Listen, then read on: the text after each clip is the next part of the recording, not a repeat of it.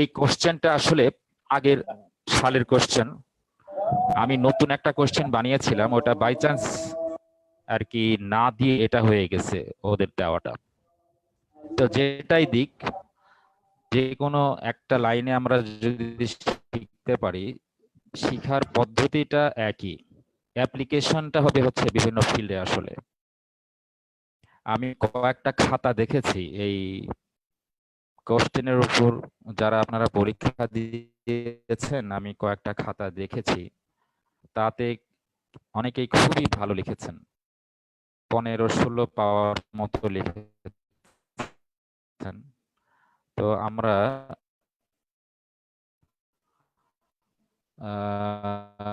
As a whole সবার জন্যই, যারা কিছু শেখার নাও থাকতে পারে, তবে যারা বিগিনার, নতুন, তাদের জন্য অনেক কিছু শেখার আছে। তাই ক্লাসটাকে আমি একদম নতুনদের জন্য নেব। আর পুরাতন যারা আছেন বা যারা খুব ভালো জানেন, তারা হয়তো চুপচাপ শুনলেন, ইচ্ছা করলে হয়তো চলে যেতে পারেন, বিষয়টা এরকম। তো আমি, আমার টার্গেট অডিয়েন্স হচ্ছে নতুনরা, নতুনদের জন্য, যারা একবারও পরীক্ষা দেয়নি মূলত তারা, আর যারা দিয়েছেন তারা কিছুটা পরিচিত আছেন কোশ্চেনের প্রতি। কোশ্চেন হয় হলো দুই ধরনের। একটা ধরন হচ্ছে যেটা আগে বিরাজমান ছিল, সেই বিরাজমান অংশটা হলো এই প্রশ্নের প্রথম অংশটুকু। অর্থাৎ এখানে 1 নাম্বার যে কোশ্চেন আছে, এই কোশ্চেনটার মতো একটা করে কোশ্চেন থাকবে প্রতি পেপারে, যেটাকে আমরা লং কোশ্চেন বলবো, 25 মার্কের, ইভালুয়েশন মূলক, এবং ম্যানেজমেন্টও থাকতে পারে। আর একটা অংশ থাকবে, সেটা হলো শর্ট অ্যান্সার টাইপের। এখানে 5টা কোশ্চেন থাকবে।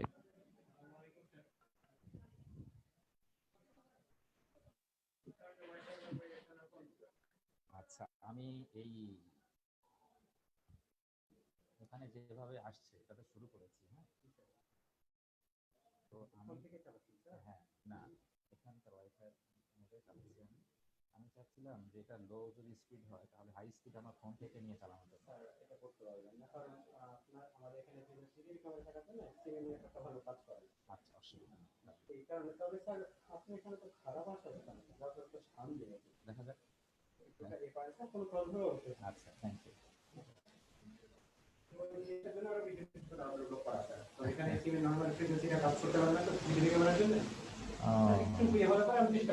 আচ্ছা, থ্যাংক ইউ। তো যেটা বলছিলাম যে পরবর্তী, অর্থাৎ 2 নাম্বার প্রশ্ন, এখানে 5টা কোশ্চেন থাকবে, 5 মার্ক করে,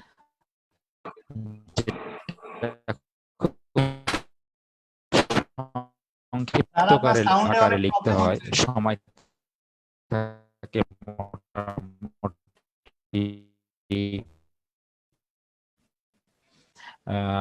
20 কোশ্চেনের মতো করে। এখানে সাউন্ডের সমস্যা হচ্ছে।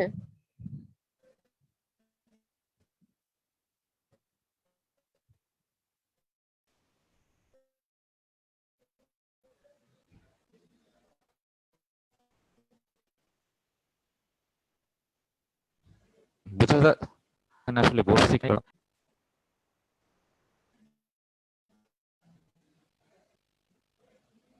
এখন।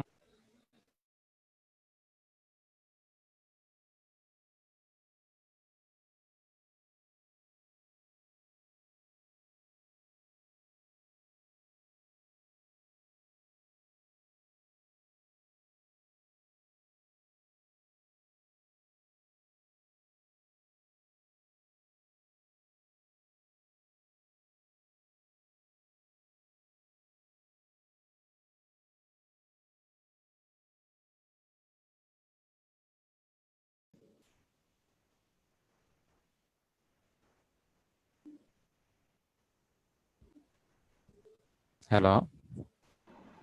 জি ভাইয়া শোনা যাচ্ছে। শোনা আচ্ছা, যাচ্ছে? থ্যাংক তো ইউ, ভাইয়া থ্যাংক ইউ। ভাইয়া মনে হয় ভিডিও স্ক্রিনটা অফ করলে মনে হয় একটু নেট কানেকশন ভালো পাওয়া যেতে পারে। ভিডিও অফ করলে ভালো পাওয়া যাবে না, ওটা কি করে অফ করবো? ভিডিও অফের উপায় কি? তাহলে ভিডিও অফ করে দিব? আপনার ভিডিওটা স্ক্রিনশট আচ্ছা, হ্যাঁ, আমি আমার ভিডিও অফ করলে কি? নেট কানেকশন ভালো হয়। আচ্ছা, আমি আমার ভিডিও অফ করে দিলাম, হ্যাঁ। ওকে। আচ্ছা, দেখি হয় কিনা, কেমন হয়। আচ্ছা, তো যেটা বলছিলাম যে আরেকটা অংশ হচ্ছে এরকম প্রবলেমেটিক কোশ্চেন থাকবে, প্রবলেম বেস, ইনস্ট্যান্ট ওই প্রবলেমের উপর ভিত্তি করে কোশ্চেনের আমরা ওয়ার্ডে ফেস করি, ঠিক ওয়ার্ড রিলেটেড প্রবলেমগুলো থাকবে। এখানে একটা প্রশ্ন এরকম দিয়েছি ই নাম্বারে, কোশ্চেনের ধরনটাকে এই সংক্ষিপ্ত পরিসরে প্রকাশ করার চেষ্টা করা হয়েছে। তো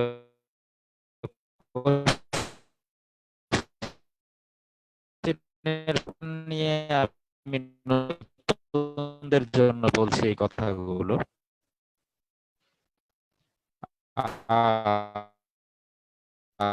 আর ভাইয়া কোনো কথাই আসলে বোঝা যাচ্ছে না, কোনো আমরা কথাই এখন বোঝা যাচ্ছে না। তাহলে শুরু থেকে এই নেট কানেকশন খুবই খারাপ কোশ্চেনের হচ্ছে আর কি, আসলে বোঝা যাচ্ছে আমি না। কথাগুলো কিছু কেটে শুনতে কেটে পাচ্ছি যাচ্ছে। না।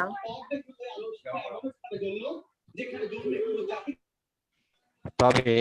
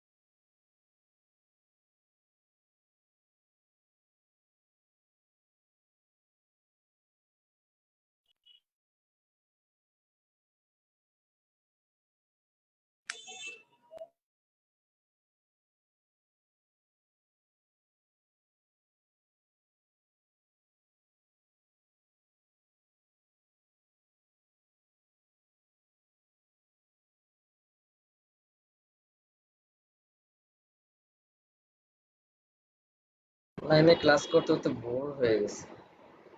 একটু গান টান করলে ভালো হতো।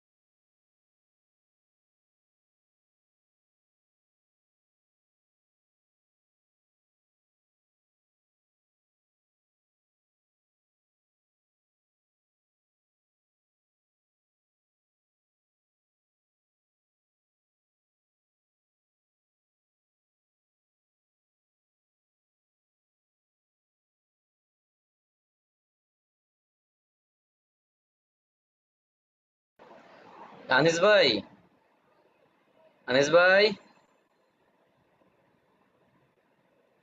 আনিস ভাই শুনতে পাচ্ছেন?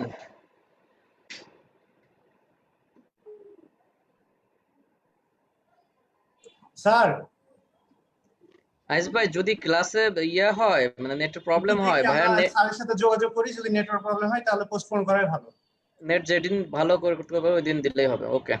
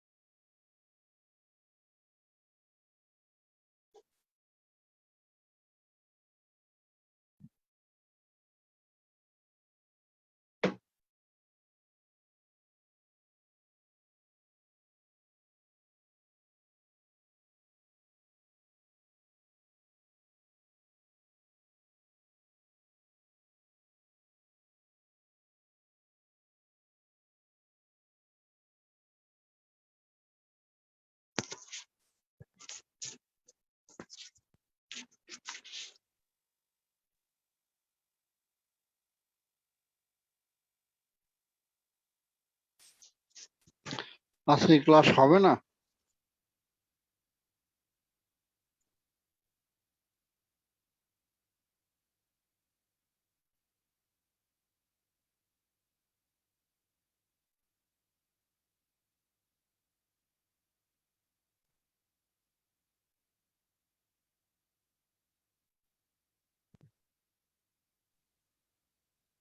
কিছু তো শুনি না।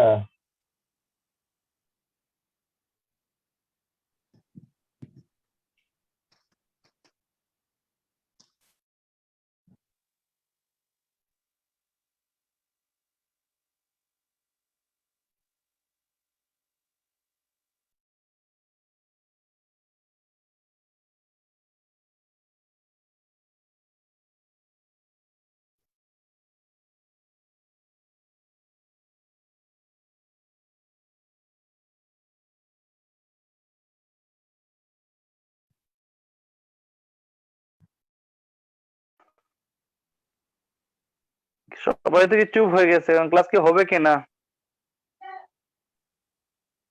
সবাই চুপ হয় না, আপনার মতো ওয়েট করতেছে।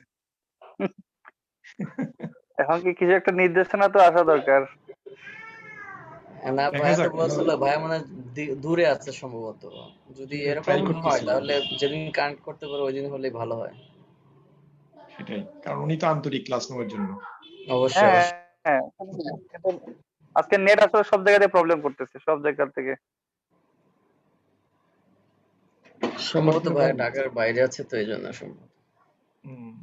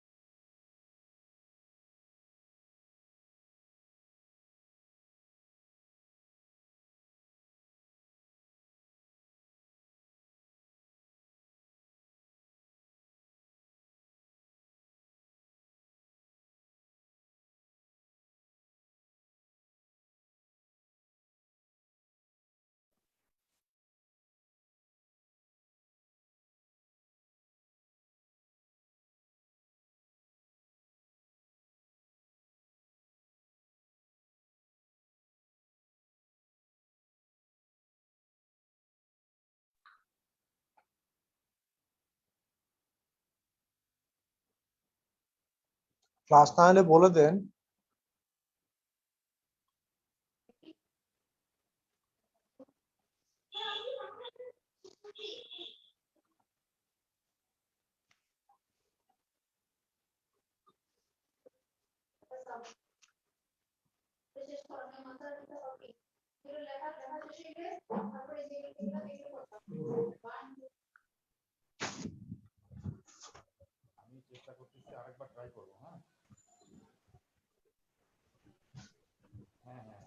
তাহলে তো আমি বলবো।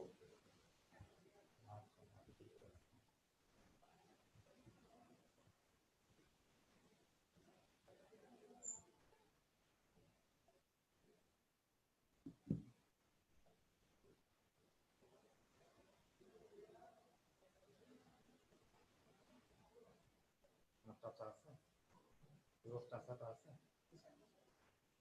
বাইরে না নিচে উপরে আসে না?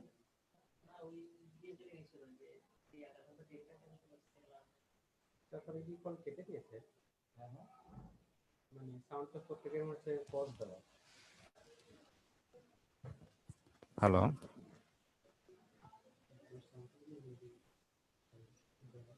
না আমারটা অন আছে, শুধু ভিডিও স্টপ করা আছে। ভিডিওটা স্টপ আমি দিলাম। হ্যাঁ, আচ্ছা আচ্ছা। একটার মধ্যে আরেকটা আসলে মুশকিল হয়ে গেল, এটা ফলো করতে পারেন। স্যার শোনা যাচ্ছে? আমি তো আপনাদের কথা শুনতে পাচ্ছি। স্যার এবার শোনা যাচ্ছে মনে হয়, আপনি শুরু করুন। শুরু করব না? আচ্ছা, দেখি কি অবস্থা দাঁড়ায়। আওয়াজ ভালোই শোনা যাচ্ছে স্যার। আচ্ছা ঠিক আছে। কষ্ট দিচ্ছি কিন্তু না আপনাকে। না না স্যার, সেটা না। আমি আসলে ওটা মানে আমরা একটা জিনিসটা একভাবে করতে চেয়েছিলাম, জিনিসটা অন্যভাবে হয়ে গেল। মানে কি রকম বলেন তো?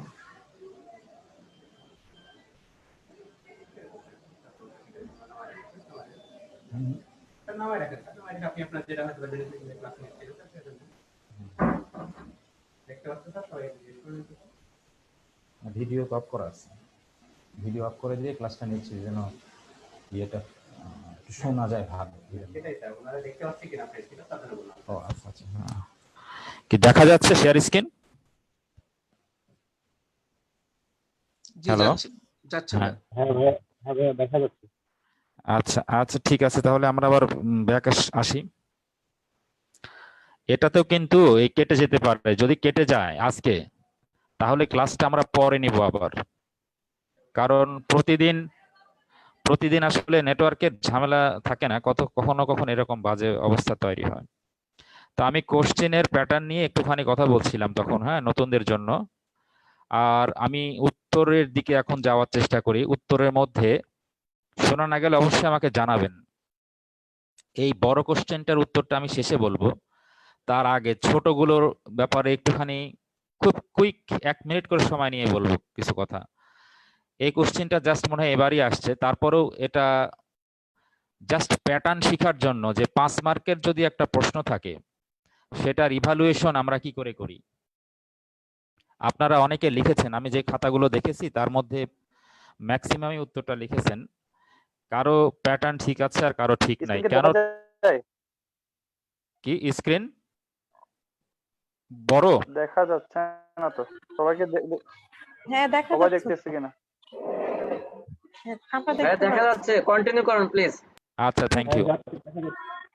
তো প্যাটার্নটা হচ্ছে যে, এই প্যাটার্নে আমি লেখার জন্য বলবো সবাইকে, প্যাটার্নটা কি, ইভালুয়েশন করব আমি মাত্র 8 মিনিট সময়।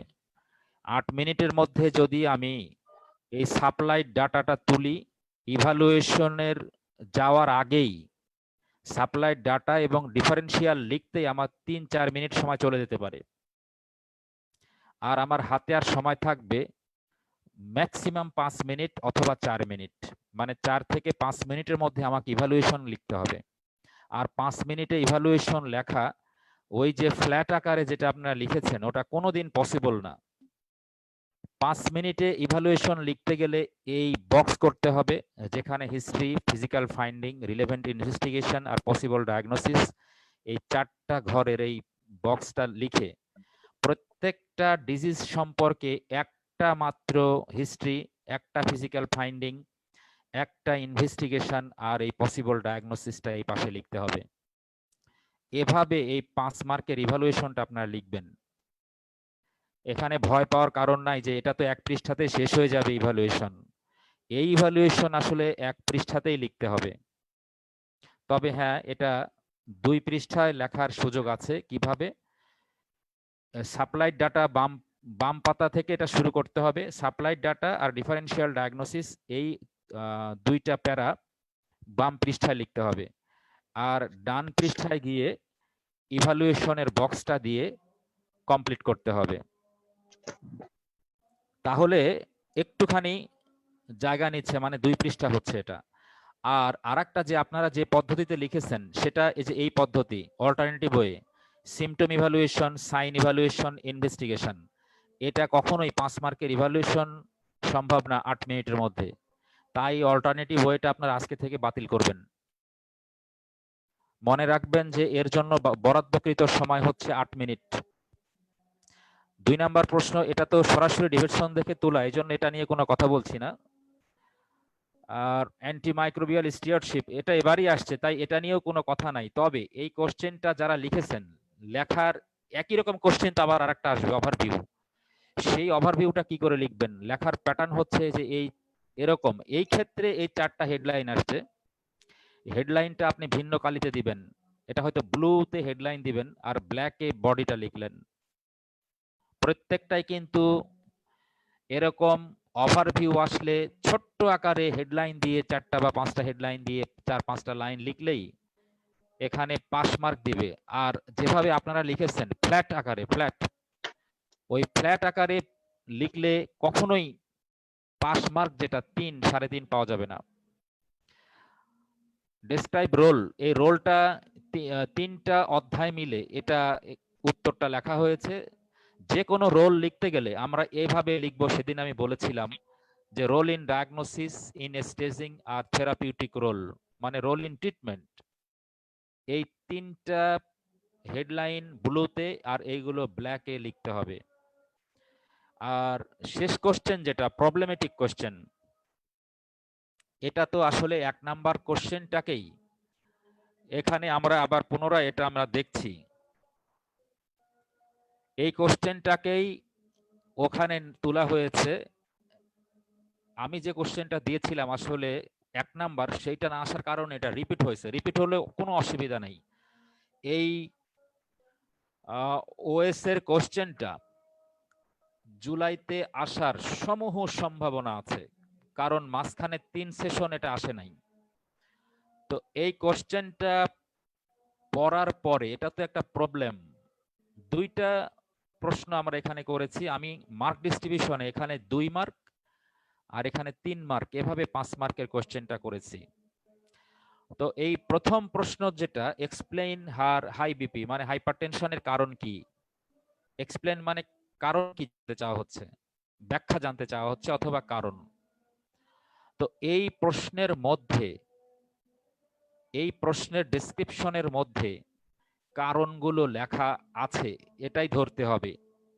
তো এর মধ্যে থেকে আমরা যদি খুঁজি কারণ, 2টা কারণ স্পষ্ট এখানে আছে। একটা হচ্ছে আপনারা হাইপারটেনশনের কারণের যে বক্স আছে, এটিওলজির বক্স, এটা কার্ডিওলজির মধ্যে আছে, পড়েছেন নিশ্চয়ই। ওই বক্সের মধ্য থেকে এখানে আমরা ওবেসিটিকে প্রথমে কিন্তু বলতে পারি। Obesity is a cause of hypertension. আপনারা আমার সাথে একমত কিনা জানি না। ওবেসিটি ওই বক্সে দেখবেন লেখা আছে, ওবেসিটি একটা কজ। এরপরে এক্সেসিভ ডে টাইম স্লিপিনেস আর ওবেসিটি, এই 2টা একত্রিত করলে, এবং এই যে এই ইপওয়ার্ড স্লিপিনেস স্কেল 18, আপনারা ডেভিডসনে দেখবেন 16-র বেশি হলেই এটাকে সিভিয়ার বলেছে ডেভিডসন।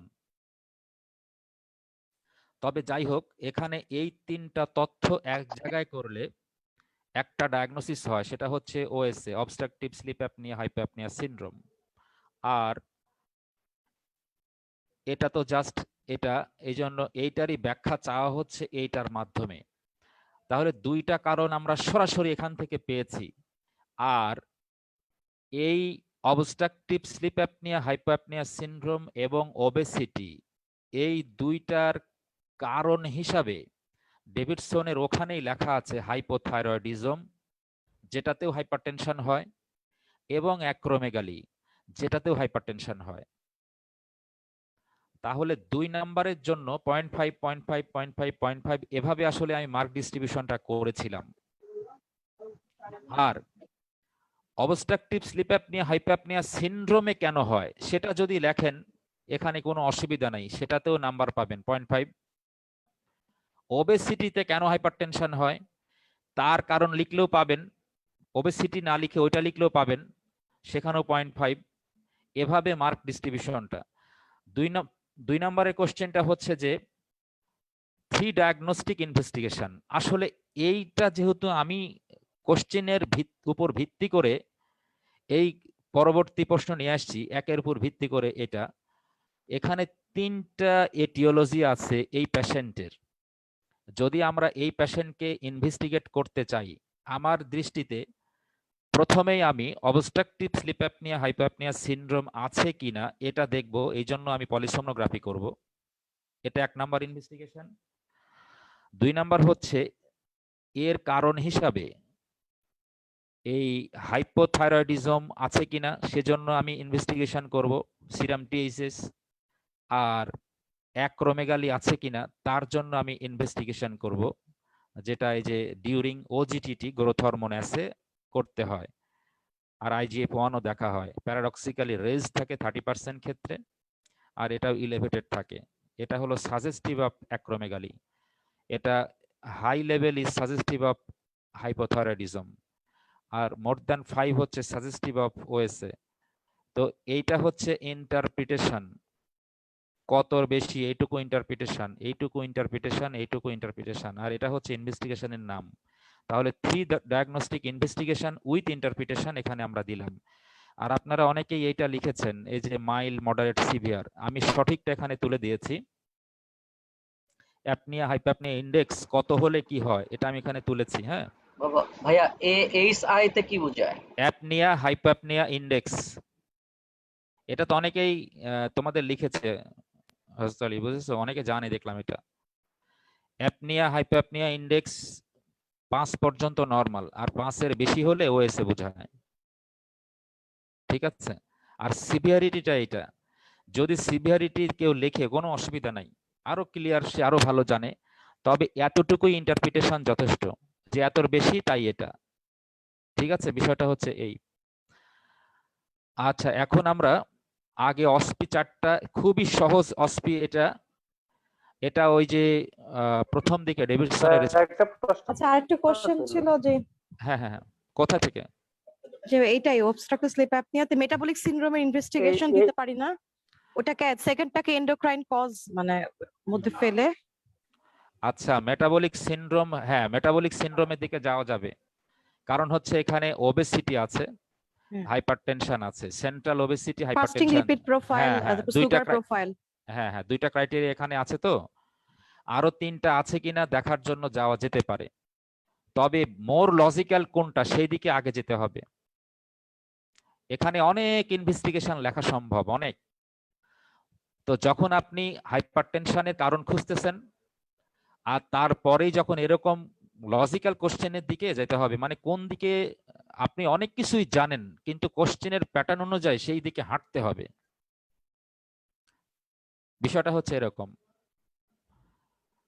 ভাই একটা প্রশ্ন ছিল, যে এখানে তো হ্যাঁ। এই যে ডাটা দিয়ে তো মোটামুটি বোঝা যাচ্ছে যে অবস্ট্রাকটিভ স্লিপ অ্যাপনিয়া, রাইট। তাহলে explanation of the hypertension in obstructive sleep apnoea, এই আনসারটা দিলে হবে কিনা?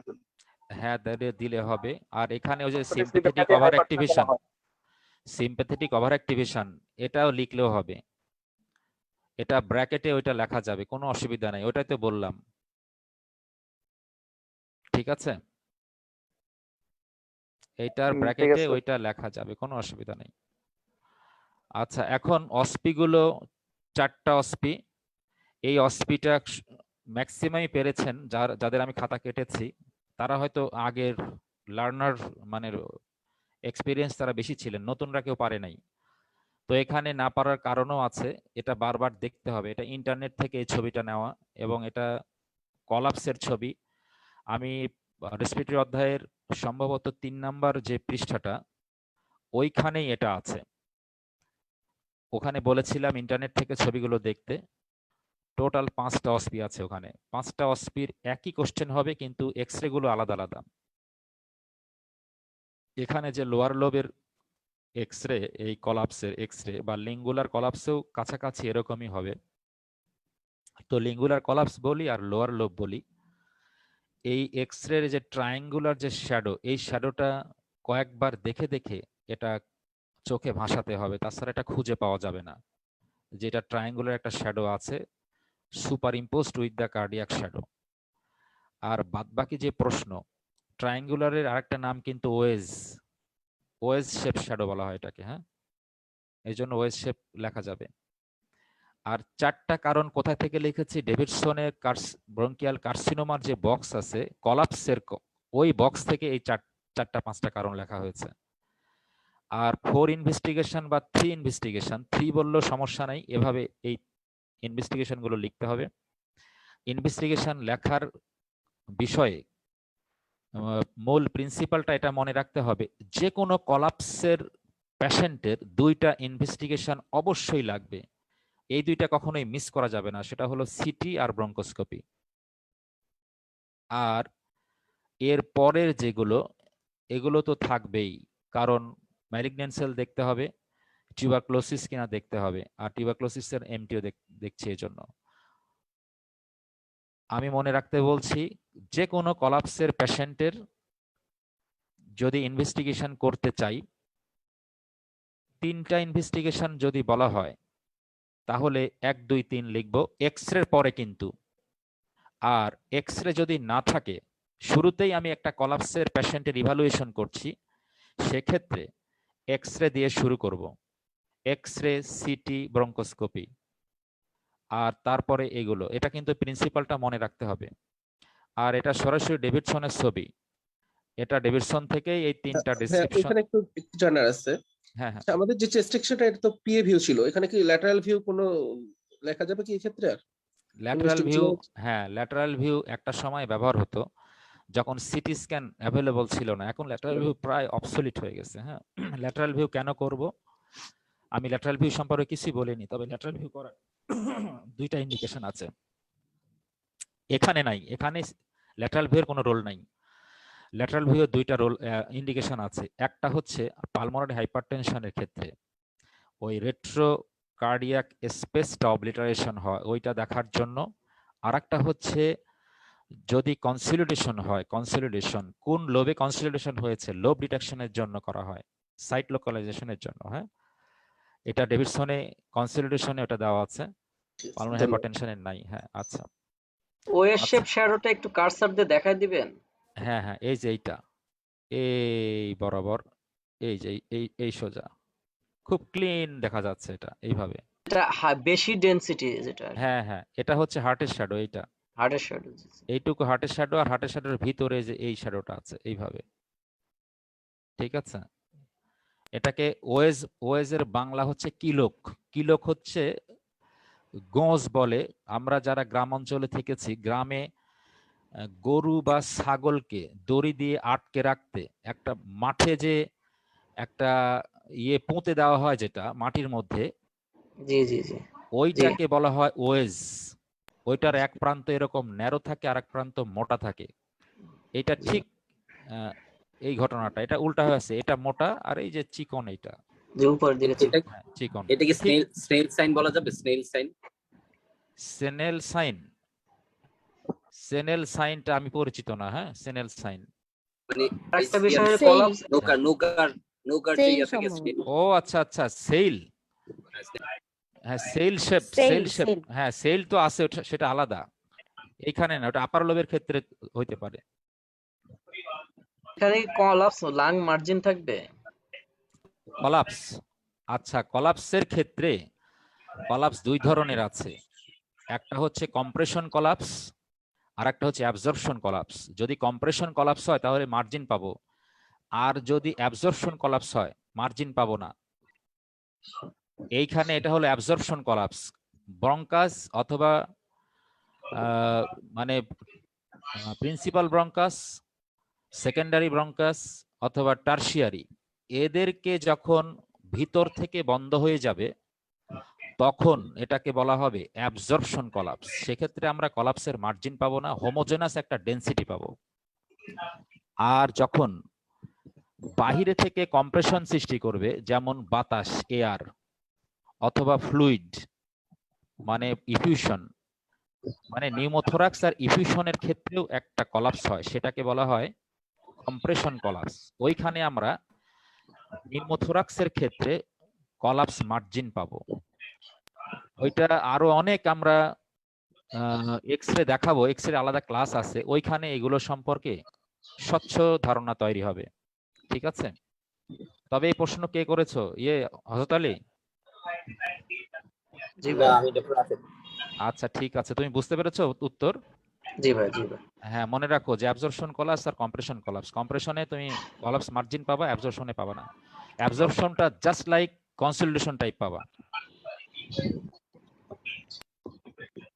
আচ্ছা, এটা শেষ করলাম, এখন এখানে আসি আমরা। এটা তো ডেভিডসন থেকে তোলা, এখানে কোনো কথা না বলাই ভালো হবে। জাস্ট এই 2 নাম্বার প্রশ্ন সম্পর্কে আমি একটু বলে দিচ্ছি। এই যে এই ধরনের প্রশ্ন খুব কঠিন হয়ে যায়, যে 3 সাইন ইন জেনারেল এক্সামিনেশন, এরকম প্রশ্ন খুব কঠিন হয়ে যায়, যে জন্য ডেভিডসন পড়ার সময় এগুলো খেয়াল করতে হবে। রেসপিরেটরিতে কিন্তু আমি আলাদা করে দিয়েছি সবগুলোই। তো এখানে ডেভিডসনে এই 3টা সাইন দেওয়া আছে, নিজের ইচ্ছা মতো লিখলে কিন্তু নাম্বার পাওয়া যাবে না। আর 4 ইনভেস্টিগেশন বলতে আসলে এখানে মূলত ডায়াগনোসিসের জন্য বলা হচ্ছে, যে ডায়াগনস্টিক কি কি আমরা করতে পারবো, ম্যালিগন্যান্ট সেল এবং ব্রঙ্কোস্কোপি তো করাই হয়েছে, সেখানে আমরা এই 3টা জিনিস নিতে পারবো, বল, ব্রাশিং এবং বায়োপসি। সিটি স্ক্যান করতে পারবো, সিটি স্ক্যানে যদি কারণ পাওয়া যায় যেটাতে ব্রঙ্কোস্কোপিতে আসছে না, সেটা থেকে আমরা নিতে পারবো। আর অ্যাক্সেসিবল লিম্ফ নোড থাকলে বাহিরে লিম্ফ নোড বায়োপসি করতে পারবো। এখানেও আগের ইনভেস্টিগেশনের সাথে কিন্তু মিল আছে এই 3টা, শুধুমাত্র লিম্ফ নোড বায়োপসিটা নতুন পেলাম আমরা এখানে। এটাও ডেভিডসনের ছবি, ডেসক্রিপশনটা সরাসরি ডেভিডসন থেকেই তোলা, একটুখানি যুক্ত করা আছে। যেহেতু ডেসক্রিপশন সরাসরি ডেভিডসন থেকে তোলা, এর অর্থ হচ্ছে, নতুনদের জন্য বলছি, যে যে ছবির নিচে ডেভিডসনে যে ছবির নিচে যে বর্ণনাটা দেওয়া থাকবে, সেই বর্ণনাটা মুখস্থ করতে হবে। ওই ছবি আসলে ওই বর্ণনা দেওয়ার চেষ্টা করতে হবে, নিজের মতো করে বানালে হবে না। স্যাররা কিন্তু ওই সংক্ষিপ্ত 1 শব্দ বা 2 শব্দের যে বর্ণনা থাকবে, ওটাই তুলে নিয়ে নাম্বার বসাবে। আর এখানে 4টা সিমটম বক্স থেকে 4টা সিমটম তোলা হয়েছে, সবার এটা মুখস্থ, এটা ভালো হয়েছে সবার। শেষ ভাই, একটা কথা বলতাম এখানে। হ্যাঁ হ্যাঁ হ্যাঁ, এটা হচ্ছে মানে লোয়ার লোবটা এই সিটি স্ক্যানে আমি বুঝবো কেমন এইচআরসিটিতে? আচ্ছা, এখানে লোয়ার লোব, তোমাদেরকে তো লোব ডিটেকশন আমি চিনাইনি, তাই না? সিটি স্ক্যানে লোব ডিটেকশন চিনানো হয় নাই। এখানে একদম ক্লিন কাট, এখানে লোয়ার লোব তুমি চিনতে পারবা না। তবে আমরা চিনবো কি করে, দেখো, তোমাকে সবার জন্যই বলছি, আমি 3টা লোব চিনার একদম সহজ একটা ফর্মুলা বলে দিচ্ছি। যদি শুধুমাত্র মাঝখানে ট্রাকিয়া দেখা যায়, ট্রাকিয়া, তাহলে বুঝতে হবে ট্রাকিয়ার একটা শ্যাডো থাকে। ট্রাকিয়া যদি, এটা কিন্তু ট্রাকিয়া না, এটা ইসোফ্যাগাস। যদি ট্রাকিয়া দেখা যায় তাহলে বুঝতে হবে ওটা আপার লোব। যদি ট্রাকিয়া দেখা না যায়, কিচ্ছু দেখা যাচ্ছে না এয়ারওয়ের, তাহলে বুঝতে হবে লোয়ার লোব। আর যদি ব্রঙ্কাস দেখা যায়, 2 পাশে এরকম ভাগ হয়ে গেছে ব্রঙ্কাস 2 পাশে, তাহলে বোঝা যাবে ওটা মাঝামাঝি আছে, এক পাশে থাকে মিডিল লোব আর এক পাশে থাকে লিঙ্গুলা, ওই লেভেলে সেইটা। তো আমি এখানে মেডিসিনে যারা এফসিপিএস পরীক্ষা দিবে তাদের জন্য মনে রাখতে বলবো 2টা কথা। সেটা হচ্ছে ব্রঙ্কাস দিয়ে চিনবো আর ফিশার দিয়ে চিনবো। এখানে এই যে ফিশার, ডানের যে ফিশার, এটা হলো ফিশার, এই ফিশার, আর বামের এই যে এটা হলো ফিশার, এইটা প্রধান ফিশার, এটা কিন্তু মেন ফিশার, প্রিন্সিপাল ফিশার। এই ফিশারের নিচে যা আছে সেটা বাম পাশে যেহেতু 2টা লোব থাকে, এই ফিশারের নিচে নিশ্চিতভাবে এটা লোয়ার লোব। আর এই ফিশারের উপরে একটুখানি দেখা যাচ্ছে এটা হচ্ছে আপার লোবের পার্ট, বাম পাশে গেল। আর ডান পাশে আসি এবার, এই বাম পাশের সাথে কারেসপন্ড করবে ডান পাশ, আর এই ফিশারটার নিচে যা কিছু আছে সবই হচ্ছে লোয়ার লোব। এর উপরে যেটা আছে সেটা এখানে মিডিল লোব। এই শ্যাডোতে এটা হচ্ছে মিডিল লোব ডানে। তবে মিডিল লোব নিয়ে বা আপার লোব নিয়ে আমার কোনো কথা নাই, জাস্ট এই ফিশারের নিচে যা কিছু আছে সবই লোয়ার লোব, এইটা মনে রাখার জন্য বলবো। প্রশ্নকারী উত্তর এটা তো হরাইজন্টাল ফিশার। এইটা, হ্যাঁ, রাইটেরটা হচ্ছে হরাইজন্টাল, আর জি, এই যে আর এটা হচ্ছে অবলিক। লেফটে তো একটাই হ্যাঁ, অবলিক, ফিশার। হ্যাঁ। তাই এটার সাথে এটা কারেসপন্ড করবে। হ্যাঁ, জি ভাই। লোয়ার লোব কি বোঝা গেছে যেটা বোঝাতে চাইলাম? জি, এখন বুঝতে পারছি একটু দিন। আচ্ছা, থ্যাংক ইউ। আমরা এই দুইটা সাইন মানে এই দুইটা সাইন একদম সিম্পল। এটা ডেভিডসনে কিন্তু লিখে রাখতে হবে যে দুইটা সাইন হচ্ছে ব্রঙ্কিয়াকটিসিস আর 3 প্রিন্সিপাল, এটা ডেভিডসন থেকে প্রিন্সিপাল তোলা হয়েছে। আচ্ছা, এখন এখানে এটা সেদিনে ক্লাসে এটা সরাসরি ছিল, ওটাই নেওয়া হয়েছে। তবে প্রশ্নগুলো হচ্ছে সবচেয়ে গুরুত্বপূর্ণ, যে স্পাইরোমেট্রিক ডায়াগনোসিস চাইলে কি লিখবো, দুইটা সিমটম চাইলে কি লিখবো সরাসরি ডেভিডসন, এবং 3টা সাইন চাইলে কি লিখবো এটা ওই বক্স থেকে তোলা হয়েছে, আর 2টা ইনভেস্টিগেশন চাইলে কি লিখবো এটা ডেভিডসনে আছে, তবে এটা গুছানো নাই। এটা এইভাবে লিখতে হবে। এইচআরসিটি স্ক্যান অফ চেস্ট লিখতে হবে। শুধু এইচআরসিটি লিখলে অর্ধেক নাম্বার পাওয়া যাবে, আর শুধু ব্রঙ্কোস্কোপি লিখলে অর্ধেক নাম্বার পাওয়া যাবে। সেদিনে বলেছিলাম যে ব্রঙ্কোস্কোপির সাথে আমরা কি চাচ্ছি ওই চাওয়াটা লিখতে হবে। ব্রঙ্কো অ্যালভিওলার ল্যাভেজ এবং ট্রান্সব্রঙ্কিয়াল লাং বায়োপসি এই কথা লিখতে হবে, অথবা ব্রঙ্কিয়াল বায়োপসি কথা হলেও লিখতে হবে, কিছু একটা লিখতে হবে এখানে। শুধু এফওবি লিখলে অর্ধেক নাম্বার পাওয়া যাবে, আর সার্জিক্যাল লাং বায়োপসি। 2 প্রিন্সিপাল, অনেকগুলো প্রিন্সিপাল আছে, তো এখানে 5টা প্রিন্সিপালের মধ্যে 2টা আমি লিখেছি, আসলে 5টাই চাইতে পারে কিন্তু। ঠিক আছে, লিখলো যে 5 প্রিন্সিপাল অফ ম্যানেজমেন্ট, তাহলে এই 5টা প্রিন্সিপাল লিখতে হবে। এই প্রথমটা সবার জন্য প্রযোজ্য, গ্লুকোকর্টিকয়েডটা হচ্ছে অ্যাকিউট এক্সারবেশন হলে লাগে, আর এই 2টা হচ্ছে ক্রনিকদের ক্ষেত্রে ব্যবহার করা হয়, অ্যান্টিফাইব্রোটিক আর টাইরোসিন কাইনেজ ইনহিবিটর, আর লাং ট্রান্সপ্লান্টেশন হচ্ছে একদম লাস্ট স্টেজে ব্যবহার করা হয়। তাহলে 5টাই কিন্তু প্রিন্সিপাল চাইতে পারে। এভাবে আমরা অসপিটা শেষ করলাম।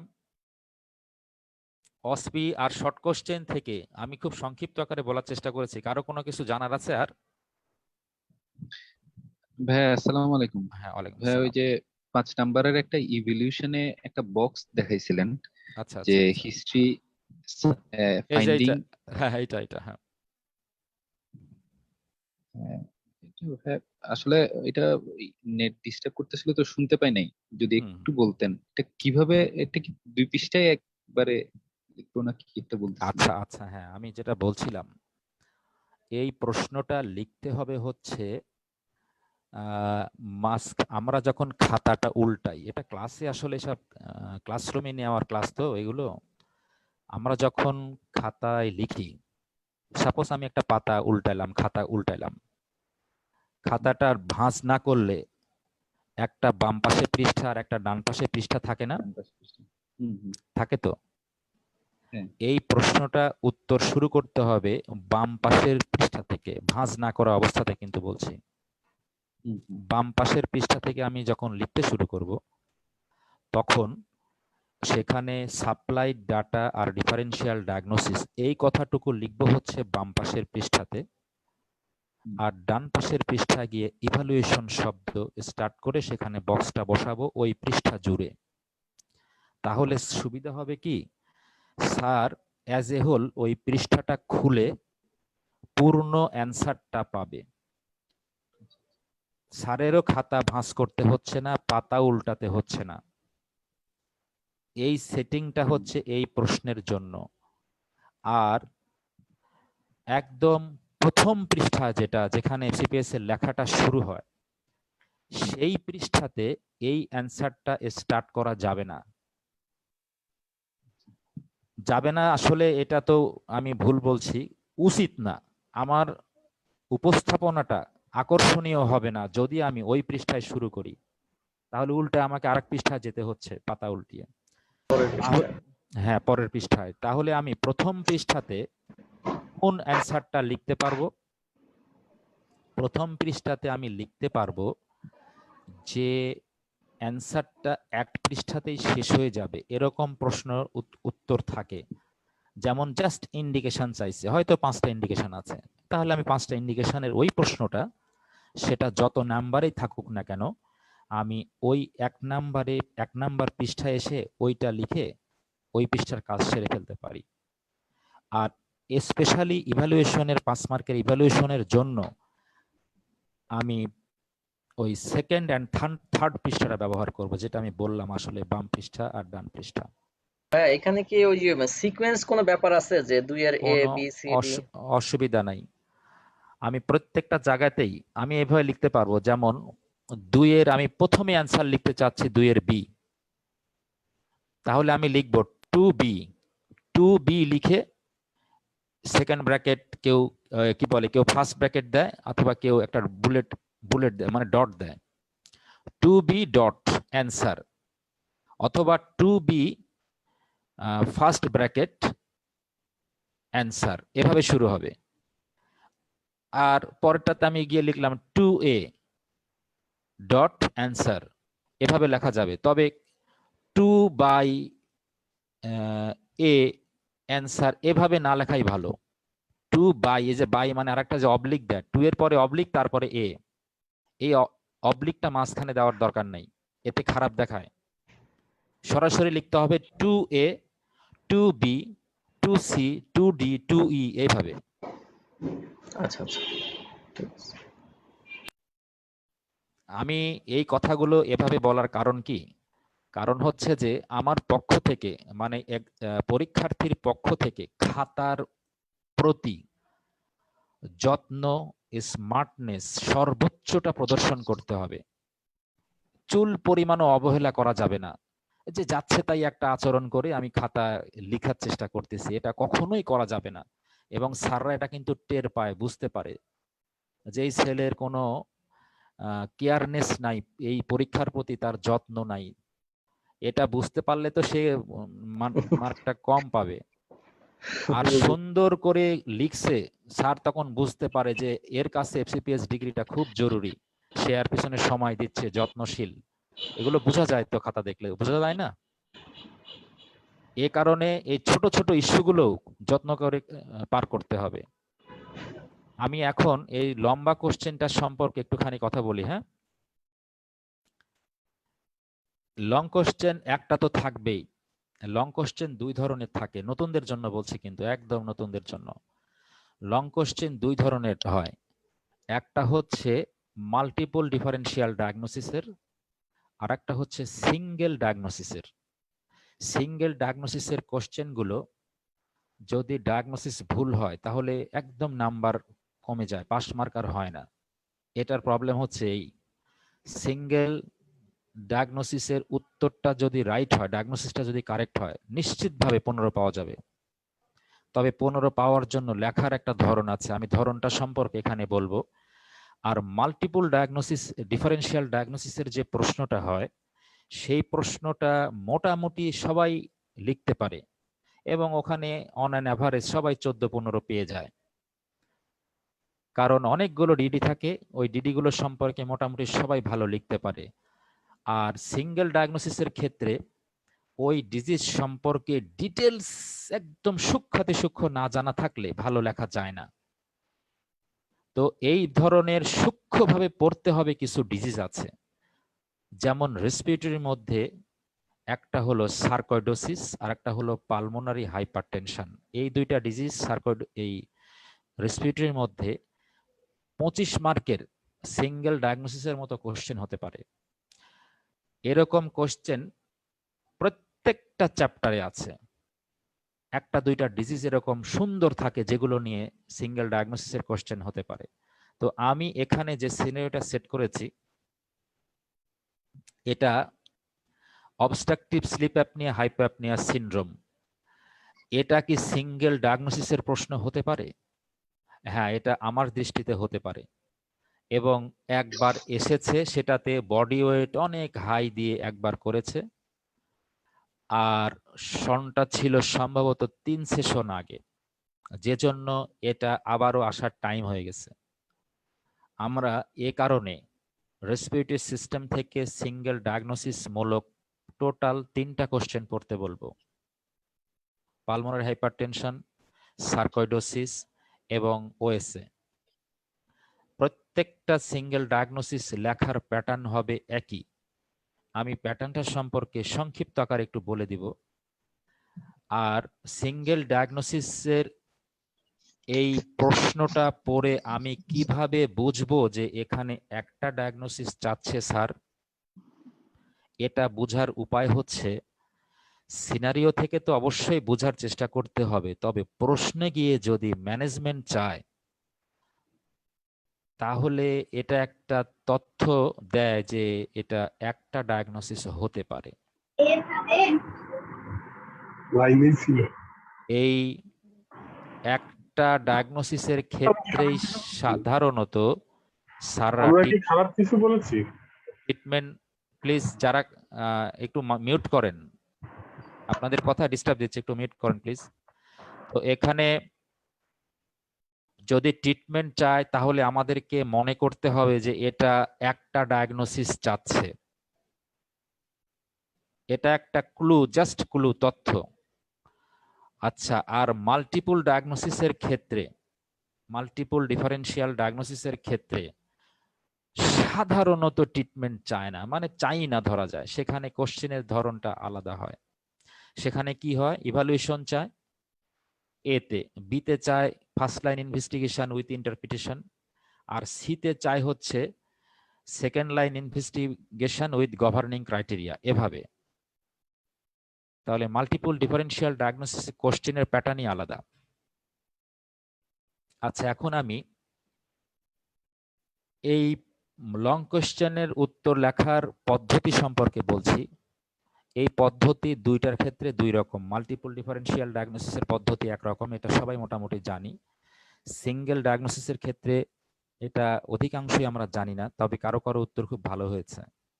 আর নতুনদের জন্য যে তথ্য আমি এবার দিতে চাই, যে সিঙ্গেল ডায়াগনোসিসের উত্তর আমরা শুরু করব অ্যান্সার লিখে সাপ্লাইড ডাটা লিখব, এবং তার নিচে লিখব সাপ্লাইড ডাটার নিচে। এই নিচে লেখার 3-4টা ধরন আছে। কেউ লেখে ফ্রম দ্য অ্যাবাভ সিনারিও, কেউ লেখে from the above mention data. এরকম নিজে ইচ্ছা মতো বাক্য লেখা যেতে পারে, তবে সবচেয়ে সহজ কথা হচ্ছে সাপ্লাইড ডাটা লিখে তার নিচে লিখতে হবে পসিবিলিটি। পসিবিলিটি, জাস্ট এই শব্দটা। অথবা লেখা যেতে পারে যে ফ্রম দ্য অ্যাবাভ সিনারিও, অথবা লেখা যেতে পারে মাই ডায়াগনোসিস, এরকম ভাষা। তাহলে আমি যদি পসিবিলিটি শব্দ লিখি, তাহলে এখানে উত্তর আমি লিখব এই যে এইটা, অবস্ট্রাকটিভ স্লিপ অ্যাপনিয়া হাইপোঅ্যাপনিয়া সিনড্রোম। এতটুকু লিখে এখানে আমি শেষ করব। আর এই অ্যান্সারটা যখন আমি লিখেছি, তখন এখানে শুধুমাত্র আমি এই সংখ্যাটা লিখব, 1 সংখ্যাটা। আর এই ডায়াগনোসিস লেখার পরে এবার আমি পাতা উল্টিয়ে পরের পৃষ্ঠায় গিয়ে 1A লিখব। 1A লিখে এবার এই যে 10 মার্কের যে কোশ্চেন, তার উত্তর শুরু করব। আমি প্রথম পৃষ্ঠাতে এতক্ষণ যা বললাম, সাপ্লাইড ডাটা, পসিবিলিটি, এগুলোতে কোনো মার্ক ডিস্ট্রিবিউশন কিন্তু নাই। মার্ক ডিস্ট্রিবিউশন শুরু হয়েছে 1A থেকে, আর মার্ক ডিস্ট্রিবিউশন যেখান থেকে শুরু হয়েছে সেটা পরের পৃষ্ঠায় যাবে, এই পৃষ্ঠা থেকে শুরু হবে না। তাহলে 1A এবার আমি লিখলাম, 1A লিখে ইভালুয়েশন শব্দ লিখছি ব্লু পেনে, ব্ল্যাক পেনে লেখা শুরু করলাম, I shall evaluate the obese women by, এখানে ক্লিনিক্যালি জানতে চাইছে না, ক্লিনিক্যালি, তাহলে ক্লিনিক্যালি দুইটা ভাবে, একটা হচ্ছে from by history, by physical examination, এই দুইটা শব্দ আগে লিখে নিব। লিখে নেওয়ার পরে ফ্রম হিস্ট্রি এটা থেকে এবার আমি স্টার্ট করব। আর ফ্রম হিস্ট্রি যখন আমার শেষ হয়ে যাবে তখন আমি ফ্রম ফিজিক্যাল এক্সামিনেশন ওখানে চলে যাব, যেটা আমরা সবাই জানি। এখন ফ্রম হিস্ট্রি এখানে আমি কি কি হিস্ট্রিতে তথ্য দিব, আমি ডিটেলসে যাব না কারণ সময় আসলে আমাদের পার হয়ে গেছে এমনিতেই কানেকশনে। আমি জাস্ট হিন্টস দিয়ে যাচ্ছি যে আমরা থার্ড ইয়ারে যেভাবে এই হিস্ট্রি লেখাটা শিখেছিলাম ঠিক ওইটারই উন্নত সংস্করণ হবে হচ্ছে এইখানে। সেটা কিভাবে? এখানে প্রথম যে তথ্য থাকে আমাদের পার্টিকুলারস অফ দ্য পেশেন্ট, এই পার্টিকুলারস অফ দ্য পেশেন্ট এখান দিয়েই আসলে এটা স্টার্ট করা যেতে পারে। তবে এই পার্টিকুলারস অফ দ্য পেশেন্ট আমরা এই সাপ্লাই ডাটার মধ্যে দিয়ে দিয়েছি, যে কারণে এখন আমরা হিস্ট্রি অফ প্রেজেন্টিং কমপ্লেন যেটা অথবা হিস্ট্রি অফ প্রেজেন্ট ইলনেস যেটা সেটা থেকে স্টার্ট করব। তাহলে এখানে হিস্ট্রি অফ প্রেজেন্ট ইলনেস কে কে আছে? এখানে আছে হচ্ছে এক্সেসিভ ডে টাইম স্লিপিনেস আর স্নোরিং, এই দুইটা হচ্ছে এখানে হিস্ট্রি এই চিপ কমপ্লেন। তাহলে এই চিপ কমপ্লেন দুইটা সম্পর্কে আমরা ইলাবোরেশন করব হচ্ছে হিস্ট্রি অফ প্রেজেন্ট ইলনেস এই হেডলাইনের নিচে। হিস্ট্রি অফ প্রেজেন্ট ইলনেস দিয়ে আমি এক্সেসিভ ডে টাইম স্লিপিনেস লিখব শব্দ, এই শব্দ সম্পর্কে কিছু তথ্য দিব, তারপরে সেই তথ্যগুলো শেষ হয়ে গেলে এবার আমি স্নোরিং লিখব, স্নোরিং সম্পর্কে কিছু তথ্য দিব। তাহলে আমার হিস্ট্রি অফ প্রেজেন্ট ইলনেসের মূল অংশটুকু হয়ে গেল।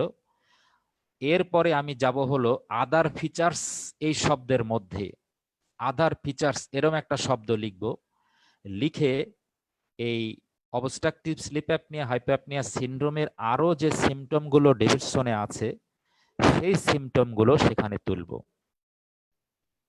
তুলে একটা সেকেন্ড ব্র্যাকেট দিয়ে সবগুলোকে সেকেন্ড ব্র্যাকেট দিয়ে ক্লোজ করে আমি ডান পাশে লিখব হচ্ছে এই শব্দটা অবস্ট্রাকটিভ স্লিপ অ্যাপনিয়া হাইপোঅ্যাপনিয়া সিনড্রোম। এই কথাটুকু কি বোঝা গেছে?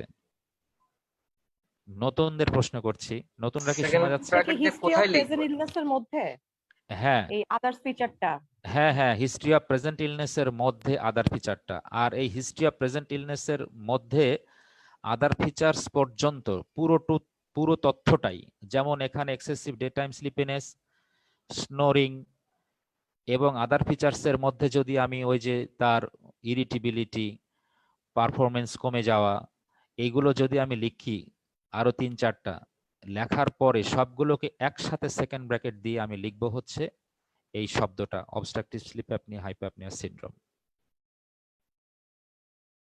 ঠিক আছে, এবার এই লেখার শব্দগুলোকে সেকেন্ড ব্র্যাকেট দিয়ে তারপর নিচে লিখবো অবস্ট্রাটিক। সেকেন্ড ব্র্যাকেটের ওই যে সেকেন্ড ব্র্যাকেটের টিপে যেটা লিখতে হয়, সেকেন্ড ব্র্যাকেটের টিপে। আচ্ছা আচ্ছা। আচ্ছা, এটা লেখার রিজনটা কি? এটা তো অবস্ট্রাকটিভ স্লিপ অ্যাপনিয়ার। আচ্ছা, এটা লেখার রেজাল্ট হচ্ছে সিম্পটম যেগুলা কি সিম্পটম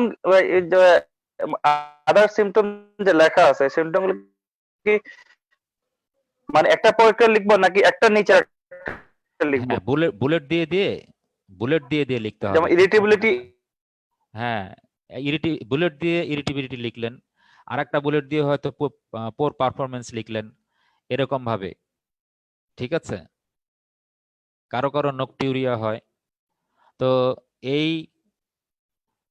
ফ্যাটিগেবিলিটি যেগুলো আছে আর কি। লিখলাম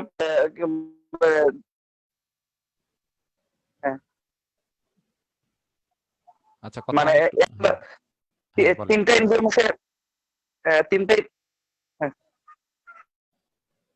বলেন।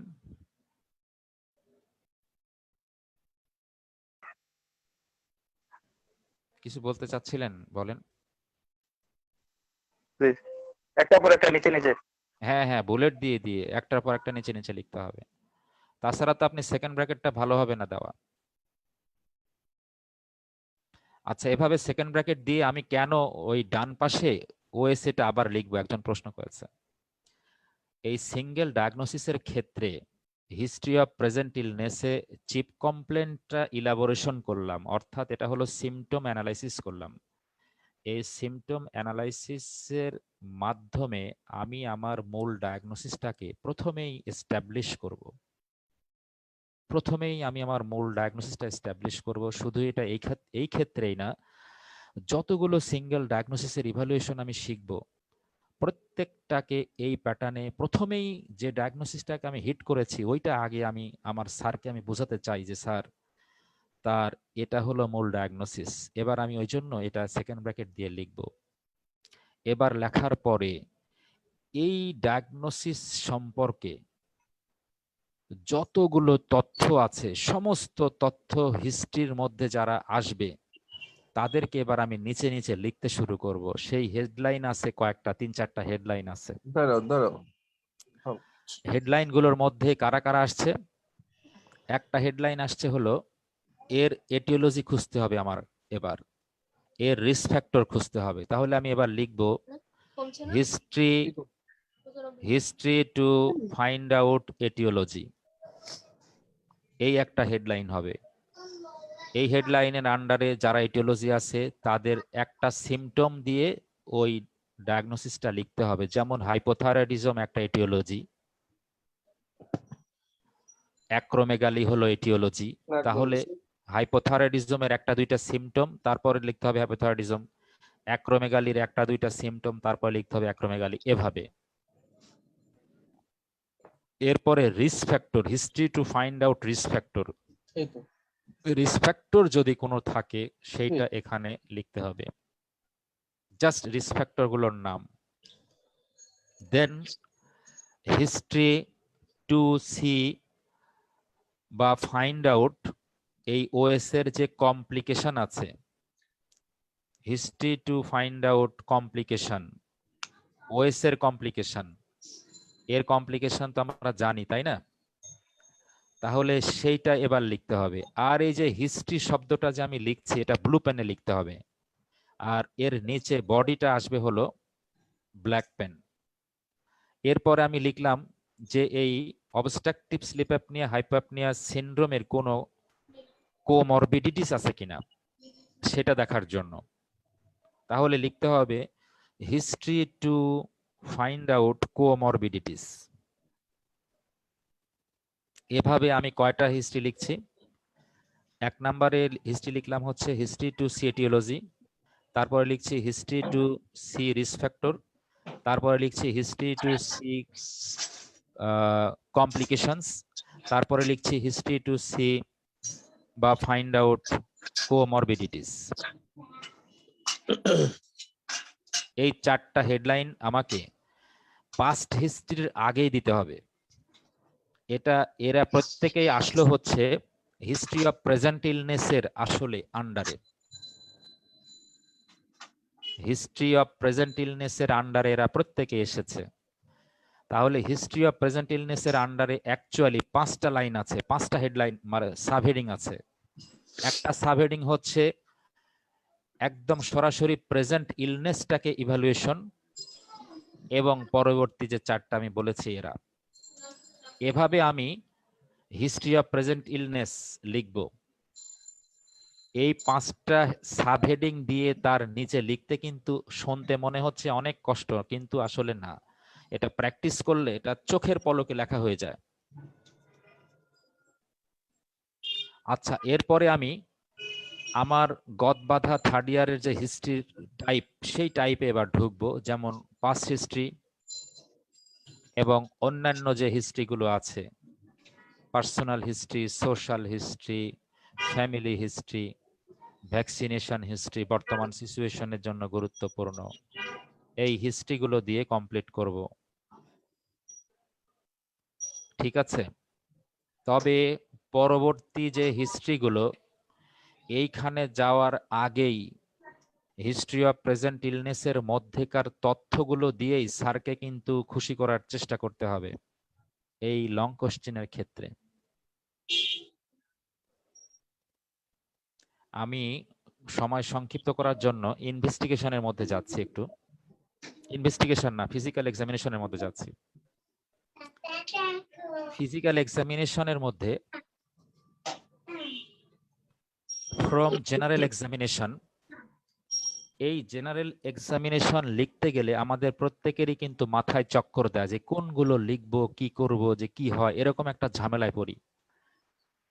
এই ঝামেলায় আমি যদি ফরম্যাট ফলো না করি তাহলে পড়ব, আর যদি আমার ফরম্যাটটা ফলো করি তাহলে কিন্তু একদম উইদিন সেকেন্ডে এটা আমার মাথায় চলে আসবে। এই ফরম্যাটটা কি, ফরম্যাটে আমি এবার ঢুকছি, ঠিক আছে। ফরম্যাটের মধ্যে আমার এই ওএস এর ক্ষেত্রে জেনারেল এক্সামিনেশনের মধ্যে আমি জেনারেল এক্সামিনেশন, 100 কথা বলবেন না প্লিজ, আপনারা মিউট করেন, আমার সাথে কথা না বললে মিউট করে রাখেন। এখানে আমি জেনারেল এক্সামিনেশনের পয়েন্ট খুঁজতে খুঁজতে মাথা নষ্ট হয়, না খুঁজে কি করে পাওয়া যায়, আমি ফরম্যাটটা কিন্তু বলছি, খেয়াল করতে হবে।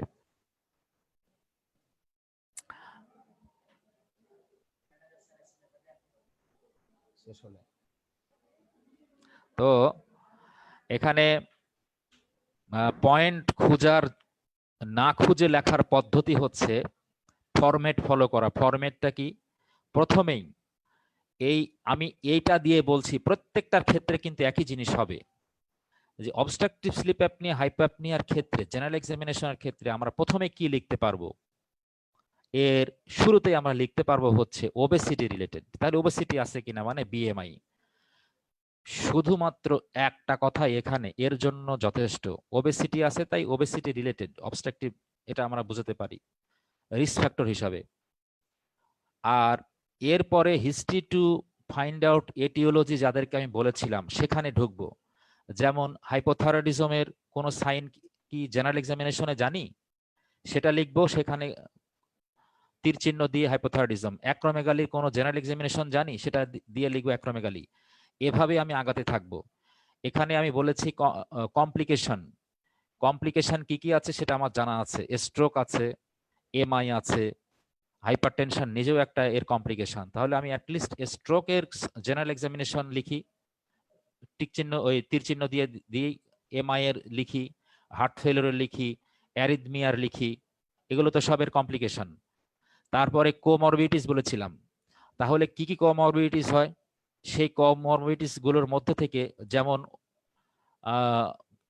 একদম কমন কোমরবিডিটি, প্রত্যেকটা ডিজিজে আমরা 2টা বা 3টা লিখতে থাকি, এই 3টা এখানে লিখি, কোনো অসুবিধা নাই। কি কি, ডায়াবেটিস, ডিসলিপিডেমিয়া, হাইপারটেনশন। তাহলে ডায়াবেটিসের জেনারেল এক্সামিনেশনের সাইনটা লিখি, ডিসলিপিডেমিয়া জেনারেল এক্সামিনেশনের সাইনটা লিখি, জ্যান্থেলেসমা পাওয়া যায়, এবং হাইপারটেনশন সরাসরি তো আমি ব্লাড প্রেশার লিখবো হাই। এভাবে জেনারেল এক্সামিনেশনে কুইক আমার সাইনগুলো খুঁজে বের করতে হবে। আর যেখানে ডায়াবেটিস আসবে সেখানে জেনারেল এক্সামিনেশনে বেডসাইড ইউরিন টেস্টটা লিখতে হবে। বেডসাইড ইউরিন টেস্ট খুব গুরুত্বপূর্ণ কিন্তু। এভাবে জেনারেল এক্সামিনেশনের পয়েন্টগুলো মাথা খারাপ করে না খুঁজে আমি যে হিস্ট্রিতে যে ফরম্যাট ফলো করেছি সেখান থেকে জেনারেল এক্সামিনেশনের পয়েন্ট খুঁজে বের করে লিখব। এবার আসি সিস্টেমিক এক্সামিনেশন। সিস্টেমিক এক্সামিনেশন এটা যে সিস্টেমে আমি ওই ডিজিজের জন্য যেতে পারবো, এটিওলজি খোঁজার জন্য যেতে পারবো, কমপ্লিকেশন খোঁজার জন্য যেতে পারবো, এবং কোমরবিডিটি খোঁজার জন্য যেতে পারবো, ওই জায়গাগুলো থেকে আমি সিস্টেমে ঢুকবো।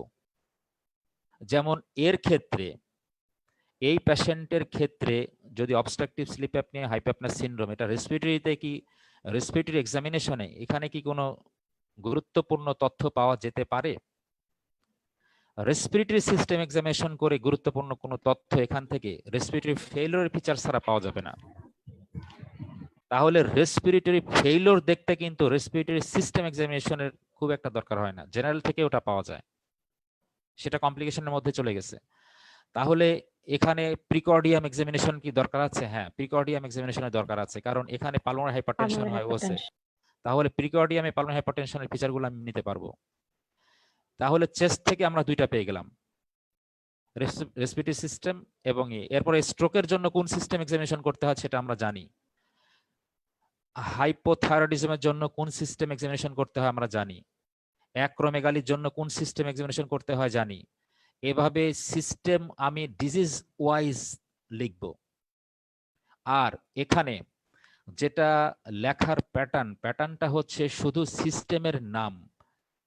এখানে পুনরায় সিস্টেমের ভিতরে ইন্সপেকশন, পালপেশন, অসকালটেশন এই ধরনের শব্দ লেখা যাবে না, শুধুমাত্র লিখতে হবে যেমন প্রিকর্ডিয়াম এক্সামিনেশন, তাহলে লিখতে হবে এক্সামিনেশন অফ প্রিকর্ডিয়াম, লিখে কোলন দিয়ে আমি এবার লিখছি শুধুমাত্র যে সাইনগুলো আমরা জানি পালমোনারি হাইপারটেনশনের সাইন, শুধু এই সাইনগুলো লিখব। কি কি সাইন আছে সবার জানা, তাহলে সাইনগুলো লিখে সেকেন্ড ব্র্যাকেট দিয়ে পালমোনারি হাইপারটেনশন লিখে দিলাম, শেষ। এটা এই রকম কথা। আসলে এখানে ইন্সপেকশন এই, পালপেশন এই, অসকালটেশন এই শব্দ কিন্তু লিখবো না।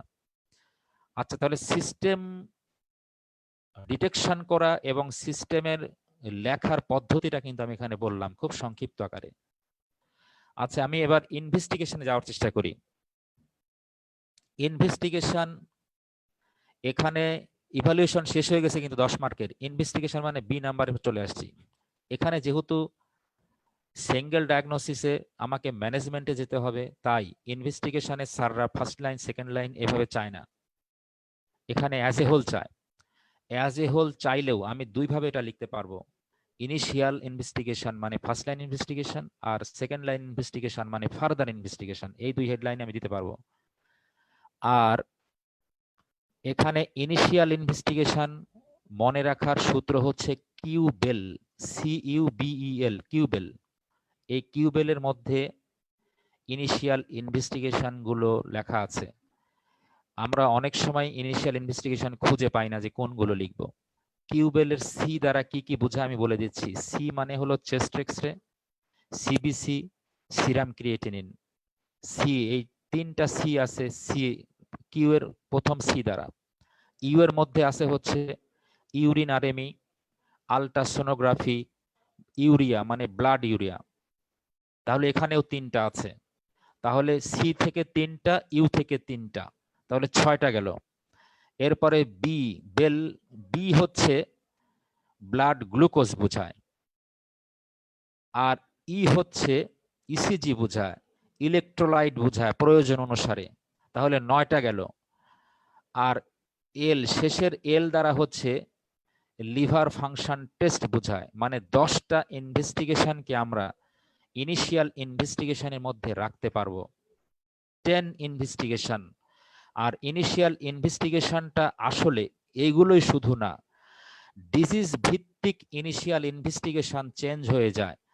যেমন এই পেশেন্টের ইনিশিয়াল ইনভেস্টিগেশনের মধ্যে পলিসোমনোগ্রাফি আনা যাবে, স্ট্রোকের পেশেন্টের ইনিশিয়াল ইনভেস্টিগেশনের মধ্যে সিটি স্ক্যান অফ ব্রেন আনা যাবে, ব্রঙ্কিয়াকটেসিসের যে পেশেন্ট ক্লিনিক্যালি ডায়াগনোসিস করেছি তার ইনিশিয়াল ইনভেস্টিগেশনের মধ্যে HRCT চেস্ট লেখা যাবে।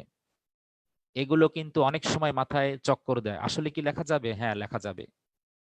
তো এর ক্ষেত্রে ইনিশিয়াল ইনভেস্টিগেশন আমি PSG লিখতে পারবো, পলিসোমনোগ্রাফি। ঠিক আছে, তাহলে ইনিশিয়াল ইনভেস্টিগেশন ওই 10টা ছাড়াও একটুখানি এরকম চেঞ্জ হবে। আর আমি ইনিশিয়াল এর ক্ষেত্রে হয়তো আমি এগুলো লিখলাম, লিখে ফার্দার ইনভেস্টিগেশন শব্দটা লিখতে পারি, নাও লিখতে পারি। এই ফার্দার ইনভেস্টিগেশনের মধ্যে কারা আসে? ফার্দার ইনভেস্টিগেশনের মধ্যে আসে হলো তারাই যাদেরকে আমি হিস্ট্রিতে ফরম্যাটে সাজিয়েছিলাম। যেমন history to find out aetiology বলেছিলাম, তাহলে এটিওলজি বের করতে আমাকে ফার্দার ইনভেস্টিগেশন করতে হবে, মানে হাইপোথাইরয়েডিজম ইনভেস্টিগেশন করতে হবে, অ্যাক্রোমেগালি ইনভেস্টিগেশন করতে হবে, এবং আরো কোন এটিওলজি থাকলে তার ইনভেস্টিগেশন করতে হবে।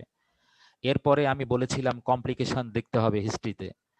এইখানে এবার কমপ্লিকেশনের জন্য আমার ইনভেস্টিগেশন লিখতে হবে ফার্দার ইনভেস্টিগেশন হিসাবে। যতগুলো কমপ্লিকেশন আমি বলেছি সবগুলোর ইনভেস্টিগেশন লিখতে হবে। এরপরে কোমরবিডিটিস আমি বলেছি, কোমরবিডিটিস এর ইনভেস্টিগেশন গুলো লিখতে হবে। যতগুলো কোমরবিডিটিস 3টা বলেছি, 3টার ডিটেলস ইনভেস্টিগেশন লিখতে হবে। স্যারকে একদম বুঝাই দিতে হবে, স্যার এগুলো আমার ডিটেলস জানা আছে। এই ইনভেস্টিগেশন গুলো লিখে রিজন এন্ড ইন্টারপ্রিটেশন, রিজনটা কি, ইন্টারপ্রিটেশনটা কি। ইন্টারপ্রিটেশনটা তো আমরা জানি, কমলো বাড়লো, ওটা হচ্ছে ইন্টারপ্রিটেশন। আর রিজনটা হচ্ছে আমি কেন করেছি। যেমন আমি এটিওলজি দেখার জন্য করেছি, আমি কমপ্লিকেশন দেখার জন্য করেছি, আমি তার কোমরবিডিটিস দেখার জন্য করেছি, এগুলো হলো রিজন। এরপরে সর্বশেষে আসে হলো প্ল্যানিং অফ ট্রিটমেন্ট। ট্রিটমেন্ট দেওয়ার জন্য কিছু ইনভেস্টিগেশন করতে হয়, ওটাকে বলা হচ্ছে, রিজনটা হচ্ছে ফর প্ল্যানিং অফ ট্রিটমেন্ট। ওটার কোন ইন্টারপ্রিটেশন লাগে না, ক্ষেত্র বিশেষে লাগে। যেমন পলিসোমনোগ্রাফি ডায়াগনোসিসের জন্য করা হয়, পলিসোমনোগ্রাফি এই ট্রিটমেন্ট প্ল্যানিং এর জন্য করা হয়। তাহলে এখানে ইন্টারপ্রিটেশনে পলিসোমনোগ্রাফির ওই যে মাইল্ড হলে কি ট্রিটমেন্ট দিব, মডারেট হলে কি ট্রিটমেন্ট দিব, সিভিয়ার হলে কি ট্রিটমেন্ট দিব, এরকম কিন্তু বিষয় আছে। ঠিক আছে, এভাবে আমরা ইনভেস্টিগেশনের প্ল্যানিংটা সাজালাম। এবার আসি দুইবার লেখা যায় পলিসোনোগ্রাফি? হ্যাঁ, 2বার লেখা যাবে। একই ইনভেস্টিগেশন 2বার লেখা যাবে, এক জায়গায় ডায়াগনোসিসের জন্য আর এক জায়গায় ট্রিটমেন্টের জন্য, কোনো অসুবিধা নেই। আমি যদিও পরীক্ষার খাতায় বোঝানোর জন্য লিখতেছি, আসলে পরীক্ষায় আমি কি 2বার করব না, এটা স্যাররা জানে। ঠিক আছে, লেখা যাবে। আচ্ছা, আর 2বার যদি আমি না লিখতে চাই তাও কোনো অসুবিধা নাই। আমি ইনিশিয়ালি যখন লিখেছি ওখানে লিখে দিব ডায়াগনোসিসের জন্য করেছি এবং ট্রিটমেন্ট প্ল্যানিং এর জন্য করেছি। ট্রিটমেন্ট প্ল্যানিংটা কিভাবে সাহায্য করবে স্যার এইভাবে করবে, কোনো অসুবিধা নাই। ওখানে আমি উপরে লিখলাম, পরীক্ষার খাতায় থাকলেই হয়েছে। হ্যাঁ, আচ্ছা, এরপর হচ্ছে আমি যেটা বলতে চাচ্ছি ট্রিটমেন্ট সম্পর্কে। 6 মার্কের ট্রিটমেন্ট, খুব সংক্ষিপ্ত আকারে আমি ট্রিটমেন্ট লিখবো, বেশি যেহেতু সময় নেই। প্রিন্সিপাল মানে হচ্ছে সবগুলো হেডলাইন লিখে তার ভিতরে অল্প কিছু তথ্য দেওয়া। হেডলাইন গুলো কিন্তু মিস করা যাবে না। হেডলাইন কি কি আছে, হেডিং গুলো আছে হলো জেনারেল মেজার্স, এখান থেকে শুরু করে একদম ফলো আপ পর্যন্ত এটা সবার জানা আছে এবং এই হেডিং গুলো ব্লু পেনে লিখতে হবে। তাহলে জেনারেল, আমি হেডিং গুলো বলে দিচ্ছি আরেকবার, আমরা কি কি লিখতে পারি হেডিং গুলো এভাবে: general measures, specific measures, treatment of aetiology, treatment of complication, treatment of comorbidities, যদি কোনো ইমার্জেন্সি থাকে সেই ইমার্জেন্সি ট্রিটমেন্টও, যেমন ট্রিটমেন্ট অফ ইমার্জেন্সিস, তারপরে মনিটরিং, ফলো আপের আগে রেফারেল, ইন্টারনাল মেডিসিনে অনেক রেফারেল লাগে তাই রেফারেল, এবং সর্বশেষ হচ্ছে ফলো আপ। এভাবে 8টা হেডিং দিতে হবে। এই 8টা হেডিংই আসলে মূল প্রিন্সিপাল। 8টা হেডিং দিতে হবে, ব্লু পেনে হেডিং হবে আর বডিগুলো হবে হচ্ছে ব্ল্যাক পেনে। এই হেডিং এর ভিতরে মানে বডিতে টুকটাক 2টা একটা কথা লিখলেই হয়ে যাবে। কারণ হলো আমি জানি যে এইগুলো আমি যদি হেডিংটা লিখতে পারি তাহলে স্যার খুব ভালোই জানে যে এই হেডিং এর আন্ডারে ও যতটুকু লিখেছে ওর পরের অংশ ওর জানা আছে। আর আমি যদি কোনো হেডিং মিস করি তাহলে কিন্তু স্যার বুঝে গেল যে এই তো ওই দিকে টাচই করে নাই, দিকে টাচ করে নাই, মানে এটা আমার ডিসক্রেডিট।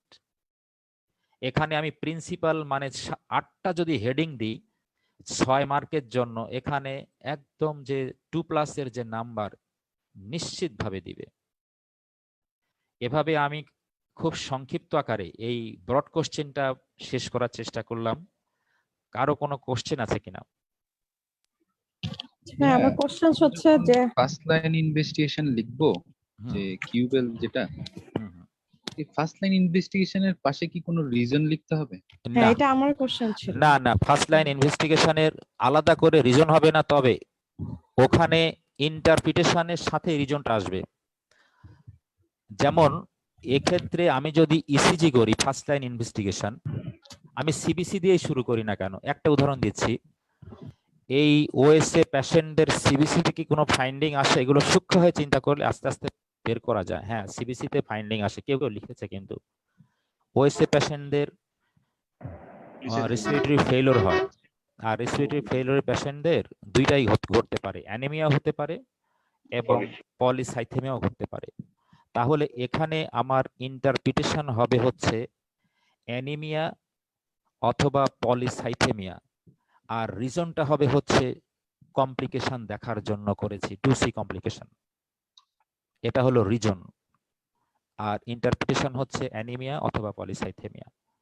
যদি আমি ইসিজি করি সাপোজ, অথবা আমি এরপরে কি বলেছিলাম, চেস্ট এক্সরে বলেছিলাম, চেস্ট এক্সরে ক্ষেত্রে ওই একই ইস্যু, যে এখানে চেস্ট এক্সরে থেকে কোনো ফাইন্ডিং আসে ওএসএ তে, হ্যাঁ, যদি পালমোনারি হাইপারটেনশন হয়, তাহলে পালমোনারি হাইপারটেনশনের যে 3টা ডেভিশনে ফাইন্ডিং আছে, আমি 3টা ইন্টারপ্রিটেশন ফাইন্ডিং গুলো লিখেও দিতে পারি, অথবা সরাসরি আমি লিখতে পারি যে radiological finding of pulmonary hypertension two, এটা হচ্ছে অ্যাজ এ কমপ্লিকেশন, এভাবে আমি লিখতে পারবো। আমি যদি এরপরে সি কি বলেছিলাম, ক্রিয়েটিনিন, তাই না, যদি আমি ক্রিয়েটিনিন লিখে জাস্ট পাশে লিখে দিব যে ফর প্ল্যানিং অফ ট্রিটমেন্ট, ঠিক আছে, এটাই হচ্ছে অর রিজন। আর প্রত্যেকটা ইনভেস্টিগেশনেরই রিজন এবং ইন্টারপ্রিটেশন যে থাকবে তা না, কারো শুধু আমি রিজন দিব, কারো দুইটাই দিব, বিষয়টা কিন্তু এরকম। ভাই, এটা কি তাহলে একটু বক্স করে দিতে হবে নাকি এমনি পাশাপাশি লিখে দিতে হবে? আমি বক্সের থেকে ফ্ল্যাটে লিখলে ওই খাতাটা সুন্দর দেখায়, আচ্ছা, আচ্ছা। তবে কেউ কেউ বক্সে লিখতে বলে, আর বক্স করলে কি হয়, ঘিসিমিসি হয়, অনেক লোক লেখা ছোট করে লিখতে হয়, লেখার যে সৌন্দর্যটা নষ্ট হয়ে যায়। আর আমি যদি ফ্ল্যাট আকারে লিখি এই, তাহলে অনেক স্পেস থাকে এখানে। এখানে যে আমি ইনভেস্টিগেশন আমি বামে লিখলাম, সাপোজ আমি সিবিসি লিখলাম বামে, হ্যাঁ, আমি যে সিবিসির ঠিক ডানেই আমাকে ওর অ্যানিমিয়া পলিসাইথেমিয়া এবং তারই ডানে যে আমাকে ওই কমপ্লিকেশন লিখতে হবে, আসলে তা না। আমি সিবিসিটা লিখবো, হ্যাঁ, লিখে একটুখানি নিচে আসবো এবং ডানে সরে আসবো। সিবিসি লিখেছি, লিখে আমি নিচে একটুখানি নিচে এবং ডানে সরে যাব, সরে গিয়ে লিখবো হচ্ছে ওর ইন্টারপ্রিটেশনটা, আর তার একটু ডানে সরে গিয়ে লিখবো হচ্ছে ওর রিজনটা, ঠিক আছে। তাহলে এর স্পেসটা কিন্তু আমি বেশি পাবো। আমি কি বোঝাতে পেরেছি? জি ভাই, জি ভাই। এই ঠিক প্রত্যেকটা ইনভেস্টিগেশন এভাবে লিখবো, ইনভেস্টিগেশন লিখে ওর নিচে আসবো, এসে একটুখানি ডানে সরে গিয়ে লিখবো। তাহলে ইনভেস্টিগেশন আলাদা, আমার ওর নিচে রিজন এন্ড ইন্টারপ্রিটেশনের লাইনটা আলাদা, এটা স্পষ্ট সুন্দর দেখা যায়। রিজন এইগুলো কি উল্লেখ করতে হবে? মানে না reason না না শব্দটা না, লিখতে- রিজন শব্দ উল্লেখ করার দরকার নাই, রিজনও শব্দ উল্লেখ করার দরকার নাই, ইন্টারপ্রিটেশন শব্দ উল্লেখ করার দরকার নাই, কিন্তু আমার ল্যাঙ্গুয়েজ গুলো স্যারকে বুঝাই দিবে যে এটা রিজন আর এটা ইন্টারপ্রিটেশন। আচ্ছা। জি ভাই, ডানে একটু নিচে নিচে। হ্যাঁ, ডানে একটু নিচে নিচে, হ্যাঁ, নিচে ডানে, এইভাবে। আচ্ছা, সিম্পটম অ্যানালাইসিস যে করে 3 লাইন। হ্যাঁ, সিম্পটম অ্যানালাইসিসে যেমন স্নোরিং, এক্সেসিভ ডে টাইম স্লিপনেস, এগুলো হ্যাঁ। কি সিম্পটম অ্যানালাইসিসে কি ডিউরেশন, প্রোগ্রেশন? না না না onset না, এরকম? এক একটার এক এক রকম হবে। এইখানে ডিউরেশন তো দেওয়াই নাই, ঠিক আছে, অনসেটও দেওয়া নাই, কিচ্ছু দেওয়া নাই। এইগুলোর এই যদি এক্সেসিভ ডে টাইম স্লিপিনেসের আমি ভ্যালুয়েশন করি, তাহলে যেটা লিখবো সেটা হচ্ছে যে তার ইপওয়ার্ড স্লিপিনেস স্কেলটা এখানে আমি বসাবো, যে কোন কোন সিচুয়েশনে হয় আর কত সিভিয়ারিটিতে হয়, এটাই আর ইভ্যালুয়েশন। আমরা 8টা সিচুয়েশন জানি না এক্সেসিভ ডে টাইম স্লিপিনেসের, গাড়িতে যাওয়ার সময়, আসার সময়, খাওয়ার সময়, টিভি দেখার সময়, গল্প করার সময়, বই পড়ার সময়, থিয়েটারে বসে থাকে কোনো সভা শোনার সময় অথবা দেখার সময়, এই যে এই সিচুয়েশন গুলোতে তার হয় কিনা, আর হলে কোন সিভিয়ারিটিতে হয়, তার খুব অল্প হয় নাকি মধ্যম হয় নাকি খুব বেশি হয়, এটা কি আমি বুঝতে পেরেছি? আচ্ছা, এক্সেসিভ ডে টাইম স্লিপিনেস এর ইভালুয়েশনটা হবে এটা। আচ্ছা, স্নোরিং এর ক্ষেত্রে কি লিখতে পারি? আর স্নোরিং এর ইভালুয়েশনটা জাস্ট এটাই হবে, স্নোরিং শব্দটা দিলাম, একটুখানি নিচে এবং ডানে সরে আসলাম, এসে এবার আমি লিখব যে মেনশনড মানে noticed by her bed partner, প্রথম এটা হবে। তারপরে লিখতে হবে যে এর লাউডনেস লাউড নাকি লাউড না, শুধু এই দুইটা শব্দ। যদি অল্প হয় তাহলে এটা খুব গুরুত্ব বোঝায় না, আর এটা লাউড হলে এটা গুরুত্ব বোঝায়। এটা কিন্তু আরো ডিটেলস, লাউড কাকে বলে, লাউডেরও ডেফিনেশন আছে, আমি এমনি বলে দিচ্ছি কথা প্রসঙ্গে। যদি কোনো পেশেন্ট একটা রুমে ঘুমাচ্ছে, তার দরজা যদি বন্ধ থাকে, দরজার ওপার থেকে যদি কেউ শুনতে পায় তার স্নোরিং এর শব্দ, এটাকে বলা হয় লাউড। ঠিক আছে? তো এফসিপিএস মেডিসিনের জন্য কিন্তু এত ডিটেলস জানার দরকার নাই, জাস্ট লিখতে হবে লাউড। ওখানে কিন্তু লেখা আছে লাউড স্নোরিং, ডেভিডসনে কিন্তু শব্দটা দেওয়া আছে লাউড স্নোরিং। এই যে এই স্নোরিং এর ইভালুয়েশনে আমি শব্দটা লিখবো লাউড, তাহলে হয়ে গেল। আমি কি বুঝাতে পেরেছি কথা? ডেভিডসনে ইভালুয়েশনে যতটুকু লেখা আছে ওইটুকুই সাফিসিয়েন্ট পাস মার্কের জন্য। খুব বেশি আহামরি কিছু লেখার এখানে দরকার নাই। আর কোনো প্রশ্ন আছে? ভাইয়া এই- ফার্দার ইনভেস্টিগেশনের মধ্যে হিস্ট্রি টু ফাইন্ড আউট ইটিওলজির মধ্যে হাইপোথাইরয়েডিজম আর অ্যাক্রোমেগালির যে ইনভেস্টিগেশন গুলো, ওগুলো ভাই ইনভেস্টিগেশন গুলো বামে লিখে তারপরে ডানে টান দিয়ে লিখবো যে ফাইন্ড আউট ইটিওলজি এরকম? না না, এখানে আমি যখন ওই ইনভেস্টিগেশন, সাপোজ আমি হাইপোথাইরয়েডিজমের ক্ষেত্রে লিখতেছি, হ্যাঁ, এটা ফার্দার জি। ইনভেস্টিগেশন গ্রুপে চলে গেছে। জি এবার আমি ওখানে যাই হয়তো সিরাম টিএসএস লিখলাম, লিখে জি। ওখানে লিখলাম হাই লেভেল।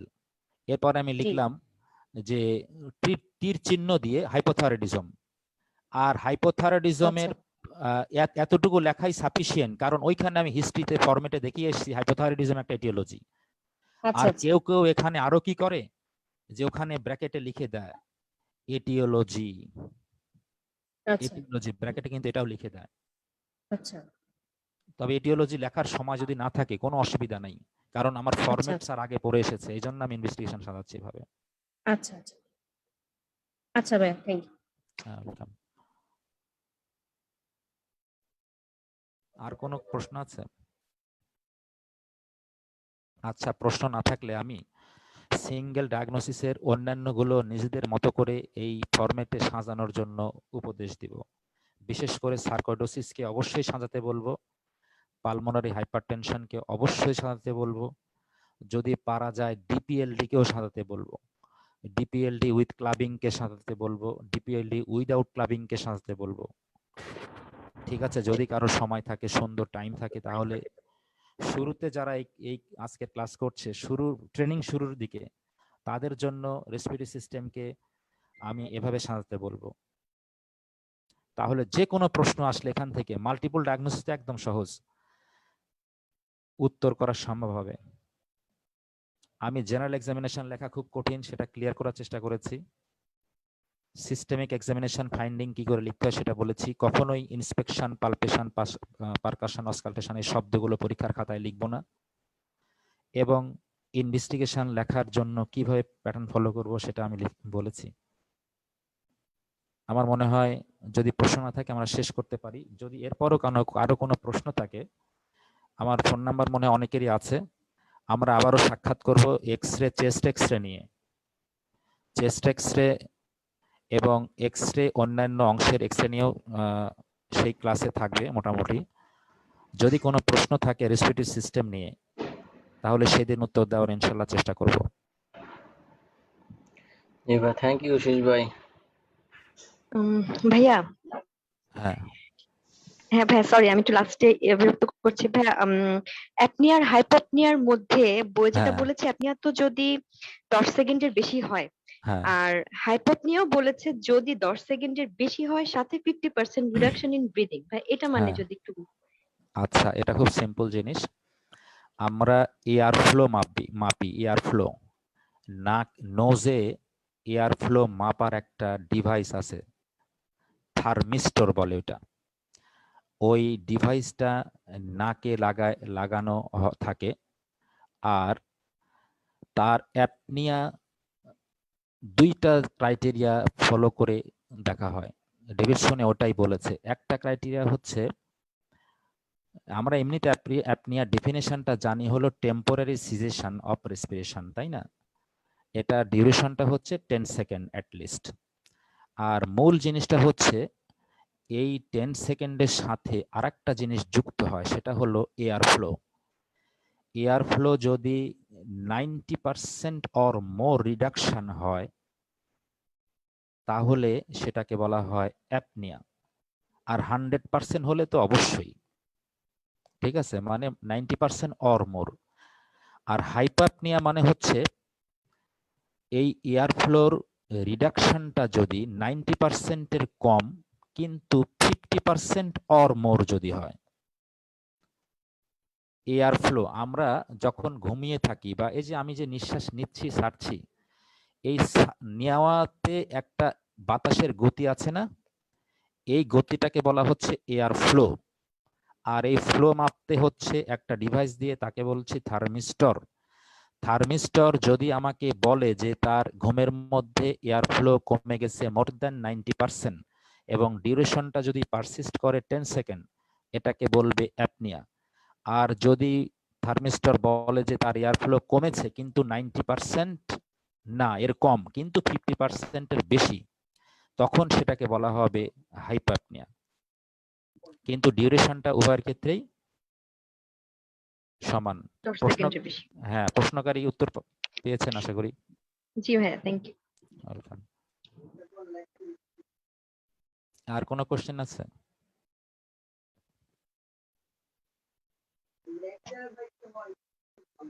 আচ্ছা, যেহেতু প্রশ্ন নাই তাহলে আমরা শেষ করছি। প্রত্যেক পরীক্ষার্থীর জন্য শুভকামনা থাকছে। আমরা প্রত্যেকের জন্য দোয়া করতে থাকব, প্রত্যেকের জন্য আমরা খুব দ্রুত পাশ করি। আর দ্রুত পাশ করার জন্য আমার পক্ষ থেকে উপদেশ হচ্ছে এই পড়ালেখাটাকে এফসিপিএস বা এমডি যেখানে আছি না কেন, পড়ালেখাটাকে এই বর্তমান সময়ের প্রেক্ষিতে 1 নাম্বার কাজ হিসাবে, মানে আমার সমস্ত কাজের মধ্যে 1 নাম্বার কাজ হিসাবে আমি দেখব। অন্যান্য সব কাজ করে সময় পেলে একটুখানি পড়বো এই চিন্তা করা যাবে না। যে যে লেভেলে আছে প্রত্যেকের লেভেল থেকে 1 নাম্বার কাজ হচ্ছে পড়ালেখা করা। আর পড়ালেখার ডিউরেশনটা দিতে হবে অ্যাটলিস্ট 10 আওয়ার্স পার ডে। এবং প্রত্যেকটা পড়া মুখস্থ থাকা জিনিস আবার পড়তে হবে এবং বারবার পড়তে হবে। প্রত্যেকটা পড়াকে বারবার পড়ার মাধ্যমে সামারাইজ করতে হবে। সামারাইজ মানে হচ্ছে বড় বড় ডিজিজকে একদম সংক্ষিপ্ত 4-5টা লাইনের মধ্যে মনে রাখার চেষ্টা করতে হবে। সামারাইজেশনের একটা পদ্ধতি আছে, কোনোদিন সময় পেলে আমি বলবো। সামারাইজ করতে হবে, সামারাইজ করতে হবে, সামারাইজ করতে হবে, এটাই হচ্ছে মূল মন্ত্র কিন্তু পরীক্ষা পাসের জন্য। হিউজ অনেক কয় পৃষ্ঠার পড়ালেখা ওইটা আমার মনে থাকবে না, আমার নিজের মতো করে সামারাইজ করে আমি মনে রাখবো। শীষ ভাই, এই সময় পরে হবে না, আপনি যদি 1 মিনিট একটু বলে দেন। সামারাইজেশনের জন্য আমার পদ্ধতি হচ্ছে প্রত্যেকটা ডিজিজের এপিডেমিওলজিটা প্রথম বুঝবো। এপিডেমিওলজি হচ্ছে age, gender, geography, incidence, prevalence, এই 5টা জিনিস। যখনই স্যারের সাথে আমি কথা বলা শুরু করব, আমি লং কেসে বা যে কোনো জায়গাতে আমি এপিডেমিওলজি দিয়ে স্টার্ট করব। যদি আমি এপিডেমিওলজি দিয়ে স্টার্ট না করি ডিফেন্স, যে কোনো কোশ্চেনের ডিফেন্সে, স্যার তাহলে আমাকে ইম্যাচিউর মনে করবে। তাই ফার্স্ট কাজ হচ্ছে প্রত্যেকটা ডিজিজের প্রথমে এই 5টা জিনিস ডেভিডসনের পৃষ্ঠাতে ছোট্ট আকারে লেখা বা সাদা পেজ লাগানো। আবার বলছি, age, gender, geography, incidence, prevalence. স্যারের সাথে কথা বলার প্রথম অস্ত্র কিন্তু এপিডেমিওলজি। দ্বিতীয় অস্ত্র হচ্ছে, সামারাইজ করছি, ওই ডিজিজের গুরুত্বপূর্ণ সিমটম 2টা খুঁজে বের করব, গুরুত্বপূর্ণ সাইন 2টা খুঁজে বের করব, গুরুত্বপূর্ণ ইনভেস্টিগেশন 2টা খুঁজে বের করব এবং গুরুত্বপূর্ণ 2টা কমপ্লিকেশন দুইটা কোমরবিডিটিস।